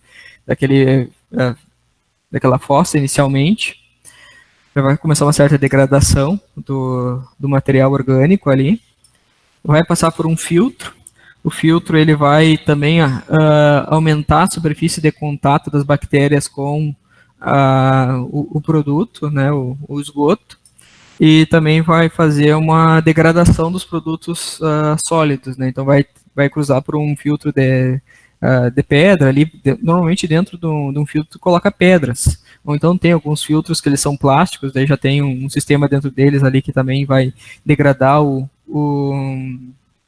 esgoto, e daí vai fazendo uma segunda um segundo tratamento, uma segunda parte do tratamento. Ali vai se degradar boa parte do composto. E logo após, vai ir para o sumidouro. O sumidouro, ele vai pegar a água, esse esgoto já tratado, digamos assim, né? Então ele vai estar, de certa forma, tratado e vai levar para o solo, vai fazer com que esse esgoto ele se degrade e faça que o solo absorva esse esgoto. E dentro do próprio solo o solo tem bactérias e tal, e vai fazer mais um pouco dessa, dessa degradação do esgoto, né? Com isso nós temos uma limpeza que ela não é o ideal do esgoto, mas ela é muito melhor do que tu simplesmente jogar numa vala a céu aberto, né? Então, dessa maneira a gente consegue evitar que as doenças se espalhem, né? Se tem esgoto a céu aberto, as doenças estão se espalhando por aquela região ali, né? Os animais que entram vão levando as bactérias, os vermes em si, né, para o solo da região, né? Fica toda aquela região contaminada. E tanto você fala que o rede de tratamento de esgoto, se fosse abastecido todo o Brasil, tivesse todo um sistema de tratamento de esgoto no Brasil, diminuiria em 60% os casos de internação de pessoas nos hospitais e tal, né? Diminuiria consideravelmente o número de infectados por doenças no geral, né? Melhoraria a saúde do Brasil em si, né? Mas não é o que acontece. Como funcionam as colunas? As colunas elas são então para conduzir esse esgoto verticalmente, né, até sair no nível do solo e poder então ser levado ou para o tratamento individual ou então para a rede da rua. A gente sempre trabalha da seguinte forma. Aqui. Nós temos no nosso sistema alguns sifões que servem para não deixar o esgoto, no caso, vir o cheiro do esgoto para dentro dos ambientes. Então, o que acontece? Nós temos, por exemplo, esse banheiro. Esse banheiro aqui, ele tem um ralo, ele tem um vaso e uma pia. Então, esse esgoto ele é conduzido, aqui ele já recebe mais um pouco de esgoto desse lavabo, ele é levado para uma caixa de inspeção ali, e depois ele vai ser levado à rua ao esgoto. Se tu tiver a tua tubulação ela ligada diretamente no esgoto, seja ele a rede de esgoto da rua ou então um tratamento individual, o cheiro, os gases de decomposição desse esgoto vai estar dentro da própria tubulação. Então, tecnicamente, ele estaria saindo para dentro do banheiro, dentro dos teus ambientes. É o que acontece, por exemplo, tu já ligou a tua rede de esgoto, no final tu já ligou a tua rede de esgoto e tu não colocou o vaso ainda. Provavelmente dentro daquele banheiro vai estar cheirando a esgoto, porque não tem nada trancando essa saída do cheiro. Como é que o vaso ele faz esse corte do cheiro? Ele tem um sistema de sifão. Eu não lembro exatamente o termo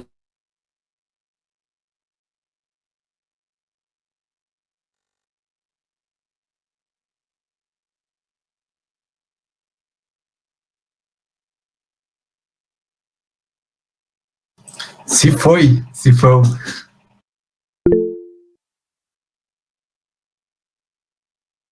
A rede, né? Então ele cruzou esse trecho aqui, ó. Então essa parte de baixo, ela... Oi.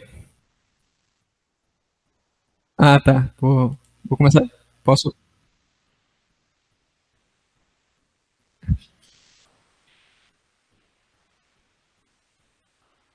Tá. Então vamos começar de novo. Isso aqui é um esquema de um vaso, ó. Eu não consigo dar o zoom aqui, ó. Mas é o seguinte. Tá, tu faz necessidade no vaso, tu dá descarga, o esgoto vai subir e vai descer. Essa parte aqui, ó, essa parte de baixo, ela está conectada à tua rede de esgoto. Então, tu assenta o vaso acima da tua rede de esgoto, dentro de um tubo de 100 milímetros. O que acontece? Ó? O cheiro, se não tivesse água dentro do vaso, o cheiro ia vir da tua rede, ia subir aqui pelo vaso e ia sair aqui. Ó. Por que isso não acontece? Porque esse trecho aqui, ó, ele está cheio d'água. Então, a água desse trecho aqui, ele não deixa os gases virem aqui e cruzar por esse trecho. Então, ele tem um sifão. Por isso que o formato do vaso é esse. Ó, ele sobe primeiro para depois descer. Se ele for simplesmente conectado aqui na parte de baixo... o Covid. Se for simplesmente conectado na parte de baixo, a água não acumularia. Tu não teria água acumulada aqui. E o cheiro ia estar vindo da tua rede para dentro do teu vaso. Então, o teu ambiente ficaria com um cheiro bem ruim, ficaria com o cheiro da rede, com o cheiro do teu tratamento individual. Vamos olhar aqui, ó, esse outro caso.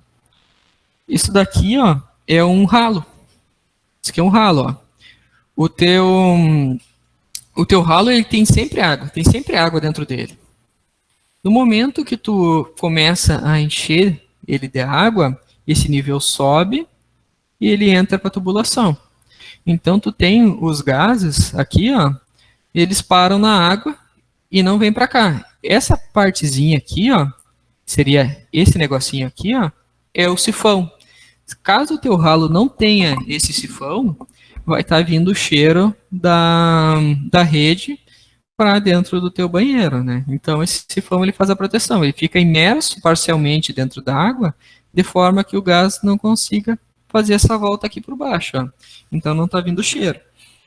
Então como é que a gente faz? Vou mostrar só mais um sifão antes. Um outro tipo, ó. Isso aqui é uma manga sifonada. Muitas vezes nas pias a gente utiliza isso. 90 e poucos % das vezes tu utiliza isso daqui na pia. Como é que ele funciona? Aqui em cima está a bacia da tua pia. Então, esse trecho aqui, a gente molda essa manga corrugada de forma que sobre essa curva e fique sempre cheia d'água. Então, os gases também, eles param nessa parte da água aqui e o cheiro não sobe para cima. Então, tu tem um acúmulo de gases aqui, tem o cheiro do esgoto e ele para nessa água.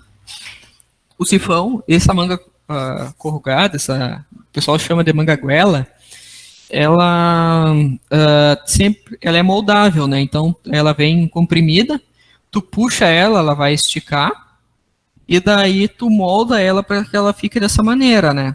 Ela é flexível, ela continua flexível sempre, né? Então, tem sempre que manter essa parte nesse formato. Então, essa parte aqui é conectada na rede do esgoto, seja lá como ela for, e essa parte aqui é na bacia. Então, permite essa quebra aqui para o cheiro não vir. Então, como é que a gente monta a nossa tubulação? O chuveiro, no caso, ele vai atender o ralo, no caso o ralo vai atender o chuveiro. E nós temos a pia. Ó. A pia, ela é ligada diretamente no ralo. Por quê? Porque dentro do ralo, nós temos o nosso sistema. Nós temos esse sistema que faz a ligação com a rede de esgoto. Tem o sistema de sifão. Então, dá para ver aqui, ó. Aqui são as diversas entradas para o ralo. Então, tu pode ligar diversos equipamentos dentro dessas entradas. Então, tu vem nesse caso, a pia, ela não precisa ter aquela manga corrugada. Essa pia aqui, ela não precisa ter essa manga aqui, ó, porque ela já é atendida por esse sifão aqui, ó. Então a água desceu aqui da pia, veio para a tua rede de esgoto, ela chegou aqui, ó, ela já está protegida. Então a continuidade, essa continuidade aqui que iria até a tua rede, ela já cortou nesse momento. Então por isso que tu pode ter teu ralo aberto em cima, né? Tu tem aqueles furinhos que não vai vir cheiro. E também ele auxilia, além de ter esses furinhos que vão conectar, que vão captar água do chuveiro, ele tem essa proteção que também serve para ligar outros equipamentos nele. Então a gente liga até esse ralo. Do ralo, a gente liga até a continuidade da rede de esgoto, que nesse caso, a continuidade da rede de esgoto é a saída direta do vaso. Por que a gente trabalha nesse layout? Porque a saída do vaso, como o esgoto ele desce sempre numa... o esgoto do vaso, ele desce com uma força bem grande, tu tem uma vazão bem grande no vaso, a gente tenta fazer ele que fique com o menor número de curvas possível. Lembrando que a saída do vaso, ele pode ter saídas apenas de 45 graus, como esse caso aqui. Tu não pode simplesmente fazer uma curva de 90. Tu não pode vir aqui, ó, fazer uma curva de 90 e ligar para nesse tubo. Ele tem que estar sempre no sentido onde tu está saindo da água. Então, não tem uma quebra abrupta aqui uma curva abrupta nesse canto, né? Então, tu vai ter sempre uma certa continuidade. Lembrando que esses tubos também têm um método de cálculo que também é bem simples, o cálculo dessa parte do esgoto, é uma das partes mais fáceis de calcular. No caso, não estou lembrado exatamente de toda a questão do cálculo, porque o programa faz para mim, né? Mas, normalmente, a tubulação ela acaba dando a mesma, né? A margem que a gente trabalha de possibilidades de uma rede de esgoto, ela não é tão grande assim. Só começa a ficar grande quando tu tem um grande número de equipamentos, né? Então, normalmente não, sempre do vaso tu vai sair com um cano de 100, porque a saída do vaso é com um cano de 100. A saída de uma pia, se tu tem uma pia pequena, tu consegue sair com um tubo de 40. Se tu vai ter uma pia com uma vazão muito grande, aí tu vai usar um tubo de 50. Aqui, no caso, como a gente tem o volume da água do chuveiro mais o volume da água da pia, nós saímos aqui com um cano de 40 e depois saímos com um cano de 50. Mas também a própria conexão, o próprio ralo nos obriga a sair com uma conexão de 50. Tem também conexão de 75, tem ralos com conexão de 75 também, mas não é a regra. Normalmente sai com uma saída de 50. Um ralo muito poucas vezes vai ter vários equipamentos aqui chegando toda hora, né? E a gente considera também no cálculo que nem todos os equipamentos vão ser usados ao mesmo tempo, né? Tu não vai dar, no caso aqui são 4 vasos, tu não vai puxar a descarga dos 4 vasos ao mesmo tempo, né? Então isso daí também entra na questão do cálculo, mas isso que vocês vão acabar vendo na aula, né? Na aula, no caso que eu aí na universidade. Então, a gente sempre procura sair com a menor curva possível, né? Então, nesse caso aqui, ele tem uma curva que praticamente ele dá de volta, ó. Ele vem aqui, vem para cá e depois ele volta para cá, né? Faz praticamente o caminho contrário. Por que isso é permitido? Porque aqui é uma caixinha, né? Então, ele vai encher a caixinha primeiro para depois ele começar a sair para cá. Por isso que a gente tem essa saída com um ângulo bem esquisito aqui. Deixa eu ver. Mais algum aspecto? Oi. Aquele caimento de 1% ali, tipo, na hora de fazer o projeto na prática, tipo, a gente precisa calcular esse caimento para que, tipo, ter certeza que os canos vão se encontrar lá, tipo, na altura certinha, ou é meio que um caimento base para, tipo, lá na obra os pedreiros só se guiarem por ele e tal. É bem isso que tu falou, é um básico ali, tem que ter no mínimo essa inclinação, mas algumas tubulações vão ficar com uma inclinação diferente, porque, como por exemplo aqui tu tá com esse tubo, ele percorreu essa distância com 1%, Os dois, tanto esse vaso como esse vaso, eles iniciaram no mesmo nível, né? Eles começaram a descer com o mesmo nível. Não faz sentido tu descer com esse tubo aqui, ó, que percorreu só essa distância aqui, ó, e chegar exatamente no nível que tu tem esse daqui, que também percorreu 1%, mas uma distância muito maior, né? Esse tubo provavelmente vai estar mais baixo. Então, essa conexão, na verdade, aqui vai ter, nesse trecho aqui, provavelmente vai estar com uma inclinação maior, porque como esse Y aqui, tu consegue girar ele, digamos assim, tu consegue trabalhar com uma inclinação diferente nesse trecho aqui, ó. Então tu gira um pouco a tubulação de forma que aqui eles batam o nível, né? Então é mais uma questão de cálculo. Por exemplo, para uma certa distância, para uma certa quantidade de vasos, tu precisou de uma tubulação de 100 milímetros. Agora, para 1% de inclinação, para 2% de inclinação. Então, nós temos uma certa quantidade de vasos por uma certa distância, 2% de inclinação tu consegue dar conta. Se tu diminuir essa inclinação para 1%, o cálculo vai te apontar que tu vai precisar de uma tubulação mais espessa, então tu vai precisar de um tubo de 150 para atender a essa demanda aqui, né? Então, nesse caso, calculou que 1% de inclinação para esses equipamentos fechou o cálculo, tá batendo, é isso mesmo, é isso que precisa, mas na obra, para mais, ó, ali tu vai poder, no caso, aumentar um pouco a inclinação para fazer que ele se encontre direitinho, né?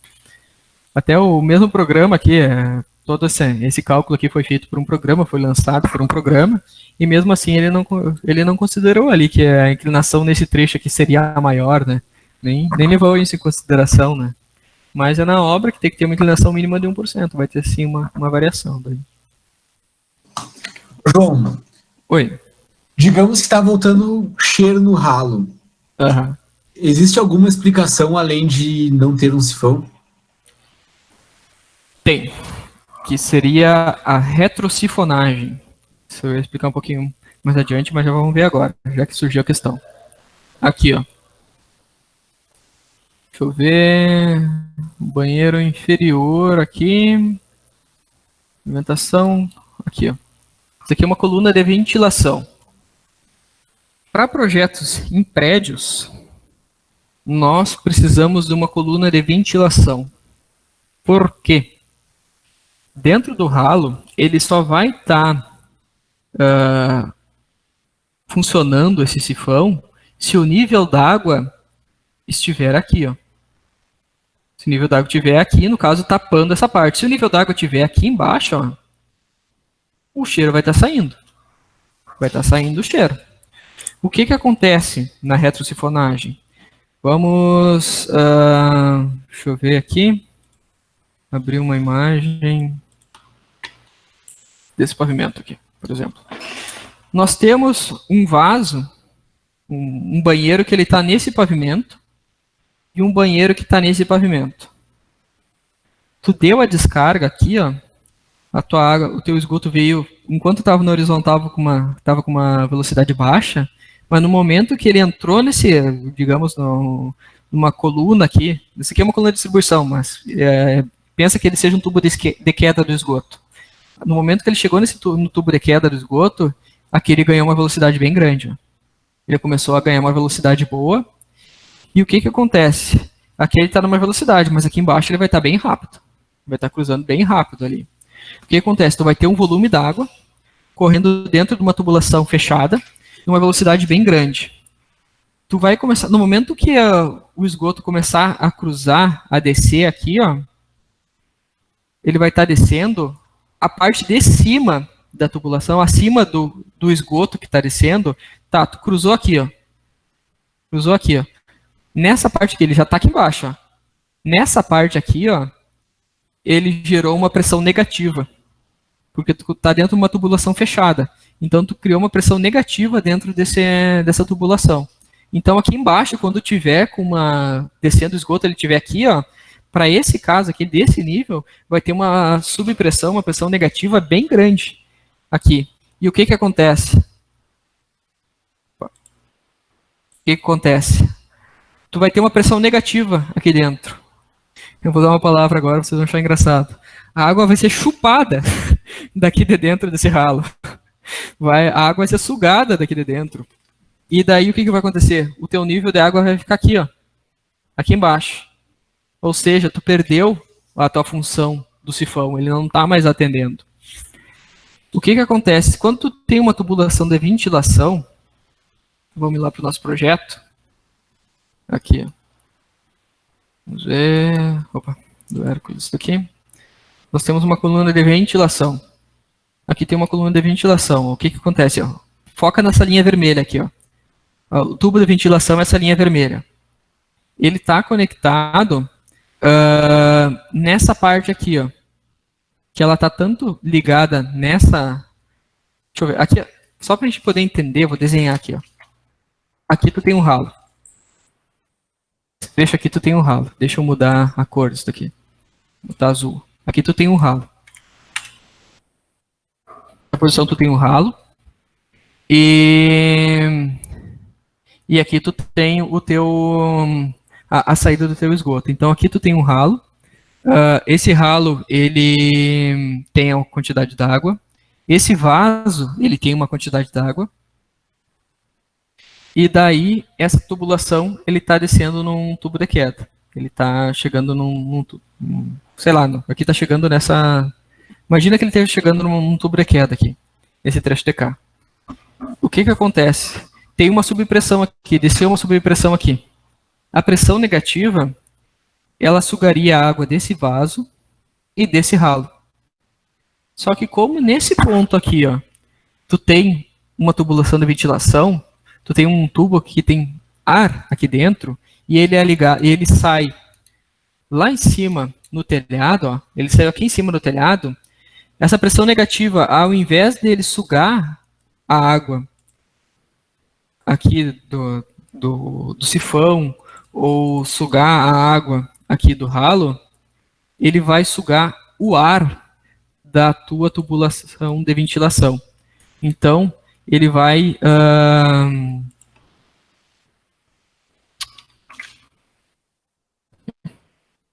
sugar o ar que está aqui em cima da coluna de ventilação. Então, tu não vai perder a tua água dentro dos teus sifões, seja ele da pia, seja ele do ralo, seja ele do vaso. Tem casos em que o vaso, a água dele é totalmente sugada. A pessoa, no caso, ela mora ali no segundo pavimento, o prédio dela tem uns 8 pavimentos, passa uns dias sem ir para casa, e daí, durante esse tempo, o pessoal está utilizando o restante da tubulação na parte de cima. E isso daí vai sugando aos pouquinhos a água de dentro do vaso dele. Voltou para casa, teu vaso não tem água.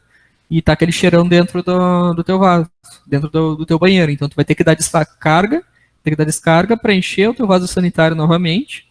E daí tu voltar a ter essa proteção. Tu vai voltar a ter essa água aqui que vai proteger o teu sifão, no caso, não vai deixar entrar gases dentro do teu banheiro. É uma opção. Então, na saída final que tu tenha da tua rede, que está chegando num tubo de queda, ou então chegando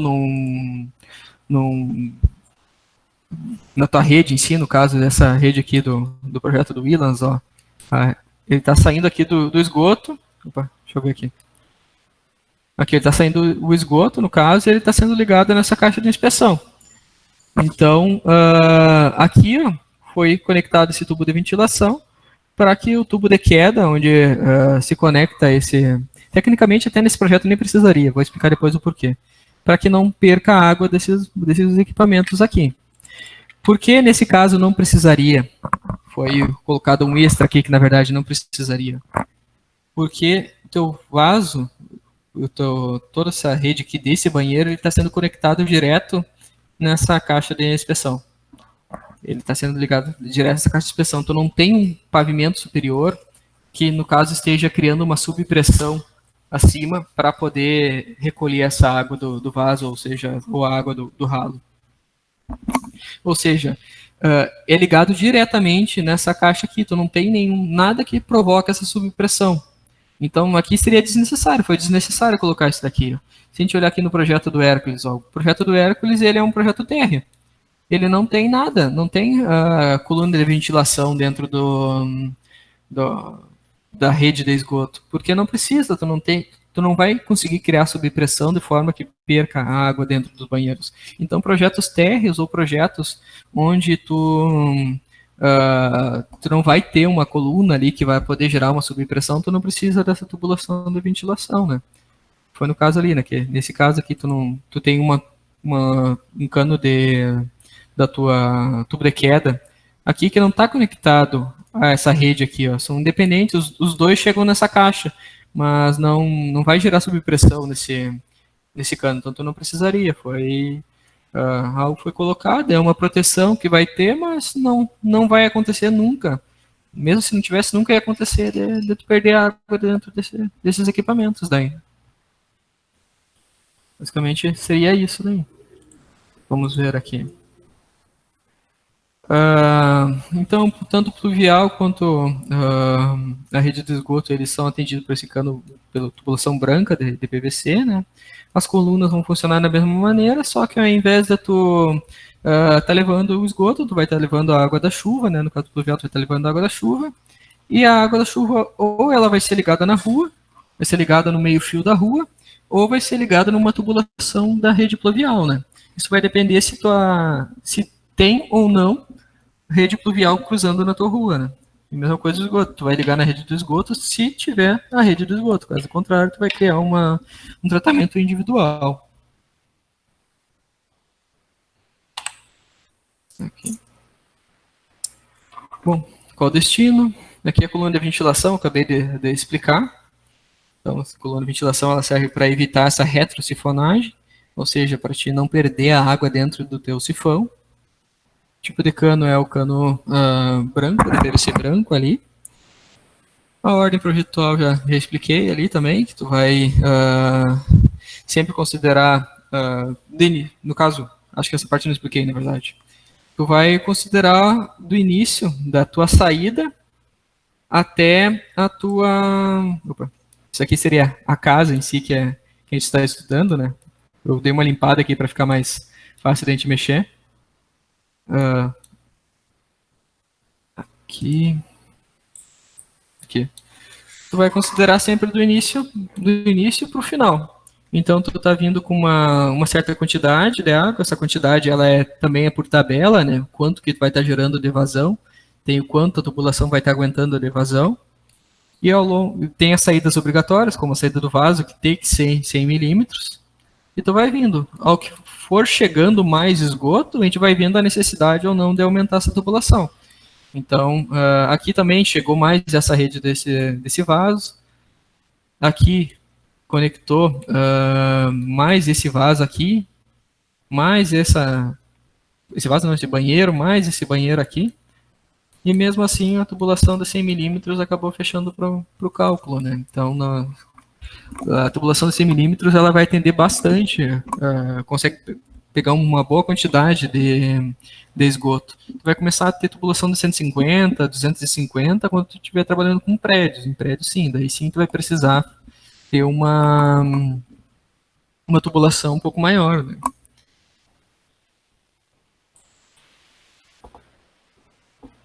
O esgoto individual versus esgoto público seria o tratamento, né? O tratamento individual que tu vai ter que utilizar quando tu não tiver a rede pública atendendo a tua casa, a residência onde tu está fazendo o projeto. Então, seria basicamente isso, se tu está sendo atendido ou não. O dimensionamento, daí, a capacidade já precisaria basicamente de uma aula inteira só para explicar como é que você faz esse dimensionamento. Eu teria que rever também como é que você faria os cálculos, né? E se não me engano, só lá no 8º semestre que vai trabalhar com essa parte de tubulação. Mas, tendo o software ali, ele já vai calcular para ti. O cálculo em si, da tubulação ali, é o de menos.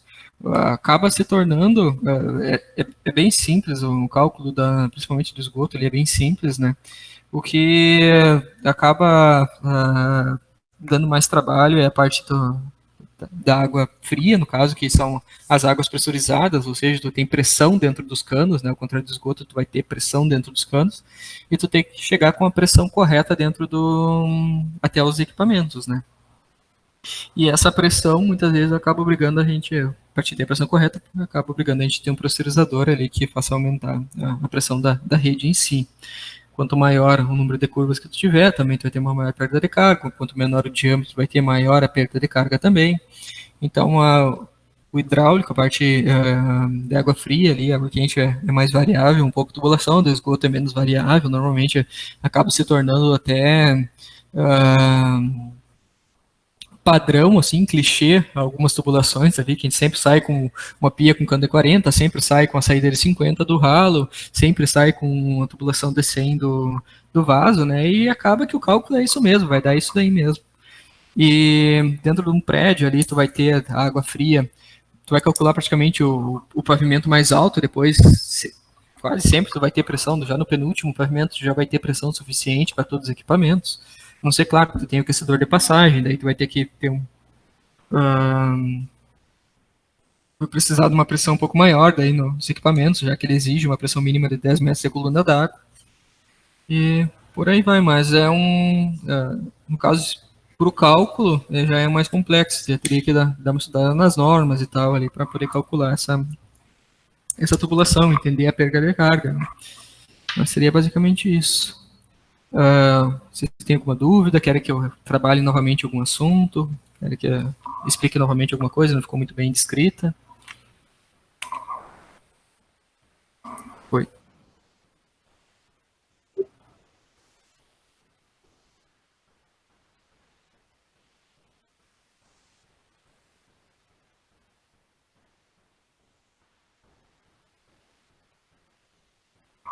Ah, tá. Não.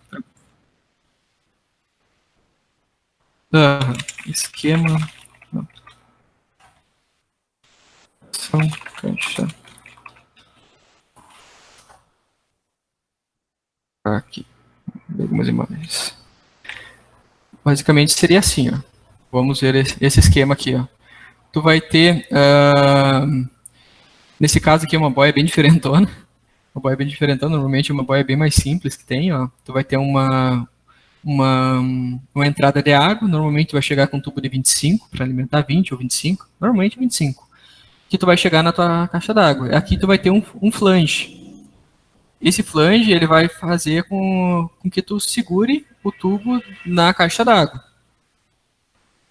Tu vai ter também um extravasor na caixa d'água, né? Caso falhe a tua bomba ali e comece a encher demasiadamente a tua caixa, então tu vai ter uma saída de um extravasor aqui, que ele, no caso, pode ser ligado direto no sistema de limpeza, aqui tem um sistema, no caso, que não é obrigatório esse sistema aqui de limpeza, que tu vai esvaziar a caixa d'água. Muitas vezes a gente não deixa esse sistema de limpeza. Esse extravasor liga ou direto nessa rede de limpeza, ou casos pode sair só para fora também. E tem o adaptador, no caso, que vai fazer também aqui eles colocaram tipo um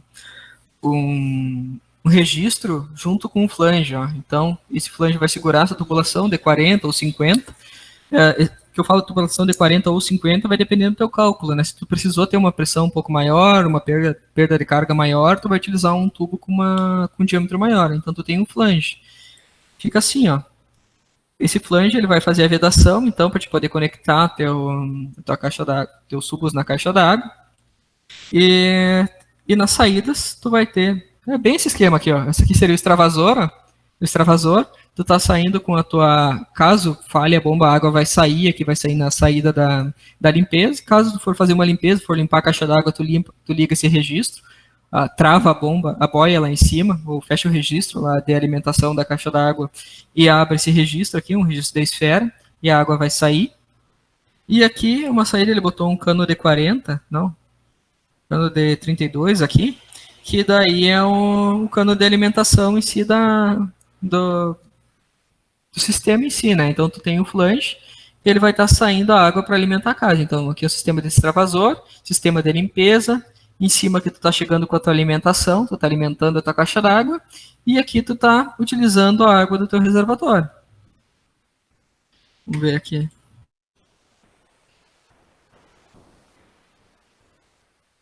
Também, um modo de eliminar também a golpe de Ariete é utilizar essa ventilação aqui, ó, na tua alimentação. E assim tu evita de dar golpe de arete, porque qualquer subpressão que possa ser criada dentro da tubulação vai ser aliviado por esse sistema de ventilação. Um outro esqueminha aqui, é pequeno. E, tipo, os canos que vão alimentar, tipo, a residência, eles podem sair por qualquer lado da caixa ali, tipo, são 4 lados, né? Isso, qualquer um dos 4 lados. Daí tu vai optar, tu vai poder girar um pouco a caixa d'água. Na verdade, até tu consegue sair, tu não precisa utilizar. Dependendo da caixa, na verdade, ela tem mais saídas, não são 4, algumas tem 8 saídas, né? Dependendo do tamanho que tu tem, algumas 12 saídas, né? Depende do tamanho da tua caixa d'água. Justamente para te dar um pouco mais de liberdade para te poder sair com essa tubulação, né? Em alguns casos, a gente pode até ligar a caixa d'água, o flange, que é esse equipamento aqui, ó. Que daí tu vai desrosquear essa parte aqui, vai encaixar um tubo aqui, ó. Aqui é digamos, se tu for fazer uma alimentação, tu vai ligar o tubo de alimentação aqui, vai desrosquear, e daí vai ficar com a borracha aqui pelo lado de dentro, e daí tu vai botar essa outra parte pelo outro lado da caixa d'água e vai enrosquear novamente aqui pelo que sobrou, né? Com isso tu vai fazer a vedação.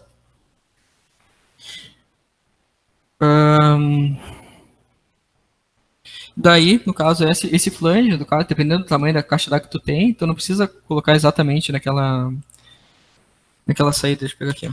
Caixa.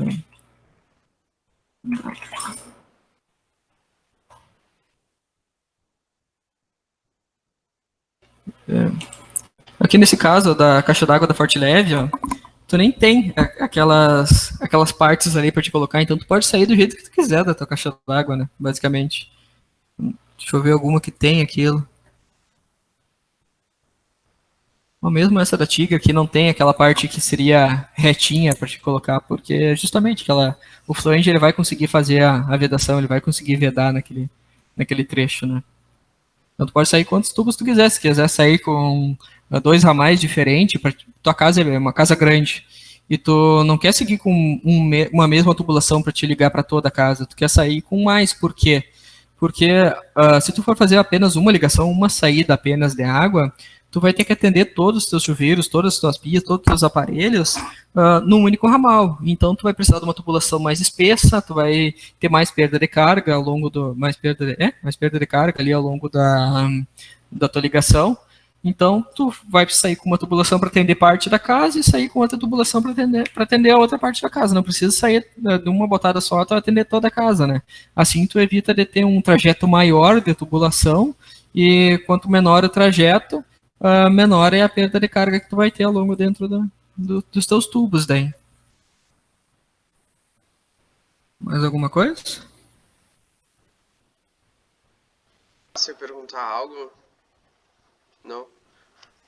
Tá, João, eu fiquei com uma dúvida sobre, tipo, as funções das caixas lá. Tipo, eu sei que tem caixa de passagem, caixa de inspeção, caixa de areia e tal. E eu queria entender melhor, tipo, pra que serve cada uma. Tá certo, vamos aqui no projeto. Assim, no pluvial, tu sempre vai ligar dentro de uma caixa de areia. A caixa de areia, ela pode ser feita em alvenaria, pode ser comprada pronta, também tem plásticas da Tigre, por exemplo, mas normalmente a gente faz ela em alvenaria ou concreto, ou tem também caixas de areia em concreto, né? Então, essa caixa ela pode ter também uma grelha em cima, que ela também já faz parte da drenagem. Então, aqui tu está recebendo a tua água pelo tubo da água pluvial, tubo de queda da pluvial.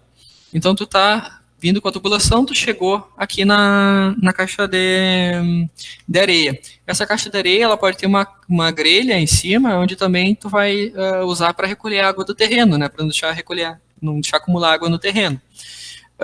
Tu sempre vai utilizar ela quando tu tiver algumas saídas em 90 graus aqui. Nesse caso, Nesse caso em específico, nós temos um aproveitamento da água da chuva. A princípio, nós tínhamos estudado esse projeto para ficar na parte de baixo, daí esse reservatório que faz o aproveitamento da água da chuva. Então, nós dividimos uma parte, ia para cá, ia recolher a água da chuva, e depois a gente ia fazer um movimento para um outro reservatório, que daí ia distribuir a água da chuva para os vasos. Nós temos um ângulo, teríamos que sair em 90 graus aqui, então nós temos 90 graus ou mais aqui. Então, ela vai fazer essa curva, ela vai ajudar a fazer essa curva, para não a água não se movimentar, digamos, se fosse apenas um joelho aqui, a água ia se movimentar com ou um T, alguma coisa assim, se movimentar de uma maneira que poderia estourar a tubulação aqui, ou começar a vazar através da tubulação. Então, nós temos essa caixa de areia para fazer as curvas. A mesma coisa que vale para os vasos. Ó. Nós estamos saindo aqui do banheiro, aqui teria que fazer uma curva de 90 graus para poder levar ela para frente. Aqui é uma caixa de inspeção, no caso do esgoto, né? Não é caixa de areia, é caixa de inspeção. Que daí, tu vai precisar de uma curva de 90 graus, tu bota essa caixa para ela acumular primeiro o esgoto aqui dentro, e depois ela sair para a rua. Aqui também, ó, tu está recebendo desse banheiro, está recebendo desses dois banheiros, aqui são uniões entre as saídas dos banheiros. Então, essa quantidade maior, vai acumular um pouco, não vai deixar ter uma vazão excessiva em algum período, algum pico de tempo, né? Se estiver usando um maior número de equipamentos, então ela vai acumular um pouquinho de esgoto ali, para não lançar tudo ao mesmo tempo. E também serve para a própria manutenção. Começou a dar um problema, entupir um vaso, alguma coisa assim, tu vai tirar essa tampa aqui de cima e tu vai fazer a manutenção tu vai tentar desentupir aqui por dentro dessa tubulação. A mesma coisa também vale para o pluvial. Encheu de folhas, alguma coisa assim. Caso ela fica perto de árvores e tal, fez o recolhimento da água do pluvial e junto levou folhas, acabou entupindo, transbordando a calha, alguma coisa assim. Então, tu vai também fazer a manutenção, a remoção das folhas, essa sujeira, também pela caixa de areia. Então, a caixa de areia ela tem duas funções também, 3, na verdade, né? Da manutenção, fazer essas quedas abruptas aqui de direção da água, e também fazer o recolhimento da água do terreno. Nesse caso em específico, nós utilizamos a água a tubulação da água da chuva também para fazer a drenagem. Então, aqui essa caixinha vai ser com dreno, vai ter uma grelha aqui em cima, e o tubo que vai levar essa água aqui é um tubo perfurado. Um tubo perfurado que ele vai fazer o recolhimento da água do terreno também, ele vai fazer uma drenagem em si do terreno, porque é um local um pouco mais pantanoso, digamos assim, né? Uma área mais baixa, que o terreno fica bem encharcado quando chove. Então ele vai, claro, vamos colocar junto uma trincheira drenante, que a gente fala, né? Vamos fazer um buraco, assim.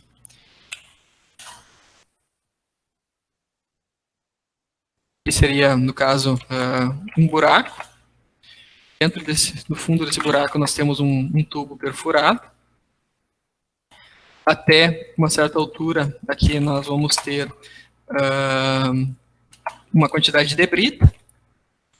E na parte de cima, aqui, tu vai ter terra. Então, tu vai ter solo nessa parte de cima. Então, tu tem solo, brita e o tubo perfurado. Tu consegue aproveitar esse tubo aqui para fazer a drenagem aqui também. Então, a água...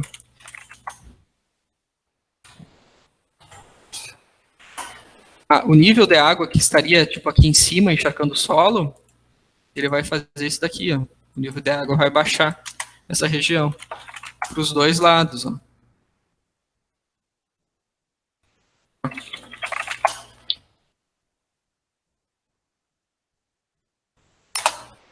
Então a água ela vai reduzir, vai ir para esse trecho preferencial aqui de água, vai diminuir a quantidade de água no solo aqui, o que vai reduzir a água em si, do terreno não vai ficar encharcado.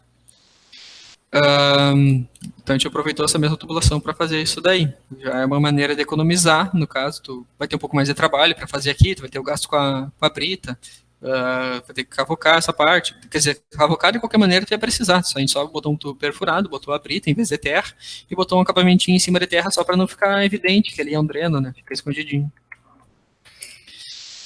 E é basicamente isso. E claro, nós temos no final, daí caso seja necessário, tu vai ter ainda aqui mais 3 reservatórios, que seria do filtro, da fossa séptica, o filtro e o sumidouro, que daí vai ser a ligação final. E do sumidouro o solo que vai absorver o esgoto. Mais alguma questão? Alguma coisa não ficou claro? Tá, essa daí que tem ali nas curvas dos banheiros, ela é a caixa de inspeção, né? Isso, é a caixa de inspeção. Essa daqui, ó, que está em azul, todas estão em azul e amarelo, mas essas quadradinhas aqui, que não tem esse desenho de grelha, aqui seria a caixa de inspeção, que é o do esgoto. A caixa de inspeção é do esgoto, a caixa de areia é a do pluvial. Daí. Tá, e existe caixa de passagem, não existe? Ou eu tô viajando? Tem a caixa de passagem.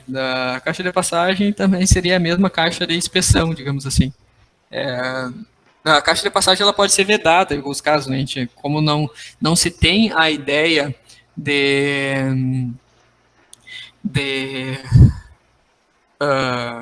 utilizar ela para dar manutenção na tubulação, a gente pode deixar ela uma caixa vedada, daí a gente mantém ela vedada. Em alguns casos também a gente utiliza ela porque a tubulação está ficando muito longa, então a gente precisa dar um certo alívio na tubulação. Então a gente faz uma caixa que ela vai acumular um pouco de esgoto também naquela região ali, para não precisar estar aumentando muito a dimensão da tubulação, mas é bem pouco utilizado. Esse sistema daí já é bem menos utilizado. Mas é para receber mesmo esses tubos, né?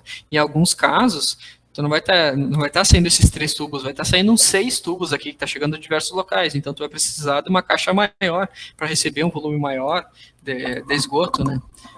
Nesse caso, como um projeto simples, né, um projeto unifamiliar, aqui é basicamente utilizado para adaptação da tubulação, né? Mas em alguns casos ali tu vai receber um volume bem maior de esgoto, né? Vai precisar ser bem dimensionado, né, para poder receber todo esse esgoto e calcular a saída dessa caixa. Também essa caixa ela é calculada, daí. Existe cálculo para isso. Na realidade, essa caixa é desse tamanhão mesmo ou é tipo a representação dela que é grande só? Não, realmente ela é grande. Ela tem tipo 50 por 50, 60 por 60, 70 por 70. Vai depender um pouco da quantidade de tubulação que tu vai estar chegando, né? Em média, assim, numa casa, no familiar, ela é 50 por 50. Uma caixa que dentro dela, internamente, ela é 50 por 50. Até o que vamos ver aqui, tá? É uma escala um pouco diferente. Essa aqui tem que dividir por 2 a escala. Aqui ela tem 1,20, ó. Ela seria 60 por 60. Como ele trabalha numa escala diferente, tem que dividir por 2 todas as medidas aqui. Então seria 60 por 60 essa caixa, e é o que realmente a gente vai fazer lá na obra, né? Ela é grande mesmo. Ela é grande para receber esses tubos. E, na verdade, ela mais parece grande aqui em relação ao desenho, mas ela não é tão grande assim. Tipo, em relação a um prédio, assim, só tem essas caixas de inspeção e a outra caixa de areia, tipo, lá embaixo no térreo, né? Não tem que ter, tipo, andar por andar, ou tem? Não, é só no térreo mesmo, ou no caso, se tu tiver pavimentos de subsolo, aí tu vai ter isso no pavimento térreo mesmo, então tu vai ter essas caixas suspensas, né?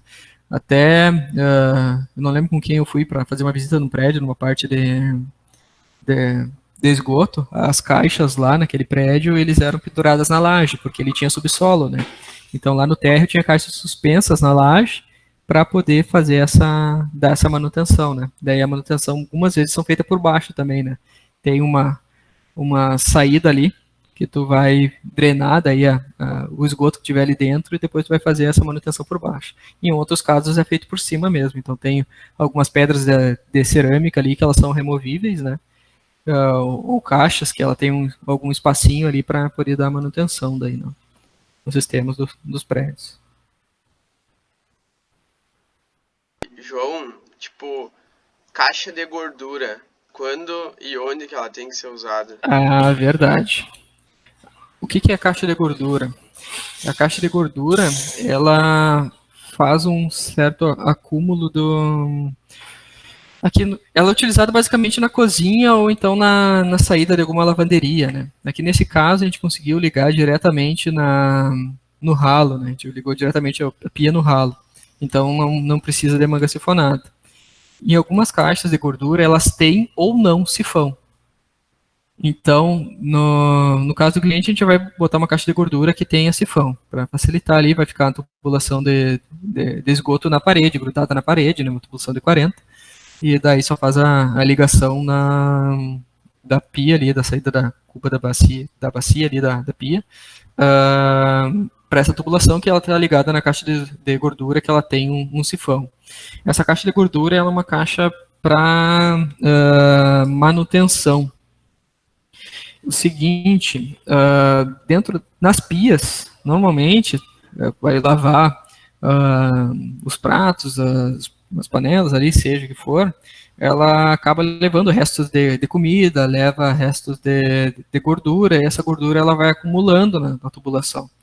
Então, a gente não quer que ela grude, feche a tubulação a tua tubulação de esgoto, ela quer que queremos que ela fique em outro local. No caso, ela vai ficar, essa sujeira, guardada na caixa de gordura. Então, ali, uma vez a cada 6 meses, uma vez a cada 1 ano, dependendo da frequência que tu utiliza a pia ali, quantidade de pessoas que está atendendo a casa, tu vai ter que tirar a tampa da caixa de gordura aqui e fazer a limpeza dela. Tu vai ter que tirar, literalmente, vai ter resto de alimento, resto de gordura ali, vira uma nhaca para tirar. No caso, se não tiver o sifão, daí a gente tem que utilizar esse sistema aqui. Tu vai ter a pia da tua cozinha, vai ter essa tubulação, o sifão vai formar através dessa tubulação, dessa manga sifonada aqui. Essa manga sifonada. No caso, em alguns casos, deixa eu ver... A pia, em algumas vezes, não coloca, no caso da lavanderia, algumas vezes a gente não coloca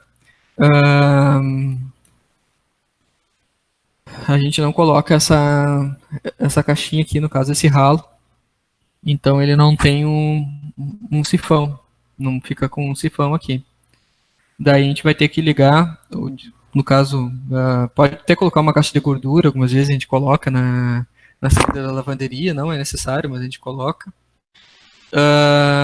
E caso não tiver isso aqui mesmo, não tiver a caixa de gordura sifonada, se for ligar direto na rede, daí obrigatoriamente tu vai ter que ter essa manga sifonada aqui. Tu vai ter que ter essa sifão aí, porque senão vai estar vindo o cheiro do esgoto. Mais alguma questão? João, eu não entendi muito bem assim, como é que é a estrutura dessa caixa de gordura, como que a gordura fica presa nela? Ela seria basicamente isso daqui, ó. Só que não tem esse ralo em cima, ó. Ela não tem esse ralo, é fechado, ela é totalmente vedada na parte de cima. Só, claro, tu consegue tirar essa tampa que veda, tu consegue retirar para fazer a manutenção. Então, em alguns casos, ele não tem esse negocinho aqui, ó, não tem esse troço aqui do lado. Então, é só uma saída do esgoto. Tá entrando água por aqui, tá saindo por aqui. Só que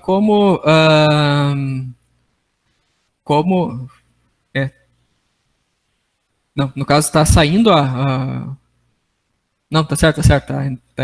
No caso, tu tem a pia, tá vindo o esgoto por esse lado de cá, tá enchendo aqui e vindo para cá.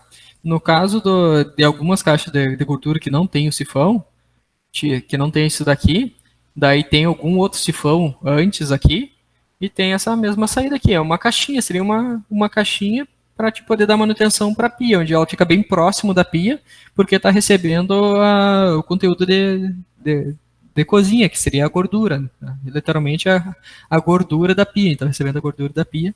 O que muitas vezes acontece que entope o esgoto da pia é porque não deram manutenção nessa caixa de gordura, ela encheu de gordura, o alimento quando começa a se degradar também forma gordura, e daí vira uma nhaca ali dentro, tranca tudo mesmo. E algumas pessoas têm a brilhante ideia de utilizar a soda cáustica. A soda cáustica misturada com a gordura vira sabão. Daí tu tava com a tubulação trancada com gordura, depois tu tá com a tua tubulação trancada com sabão. Então, não usem soda cáustica para limpar a pia. Vocês vão trancar igual a saída. A saída, usa o diabo verde. É tipo, é só por decantação que a gordura divide da água? Ou tem algum Exatamente. sistema? Não, vai ficar a gordura em cima, a água embaixo, e quando tu for limpar, tu vai juntar toda essa gordura que ficou acumulada em cima. Então, normalmente, aqui, quando tá sujo mesmo,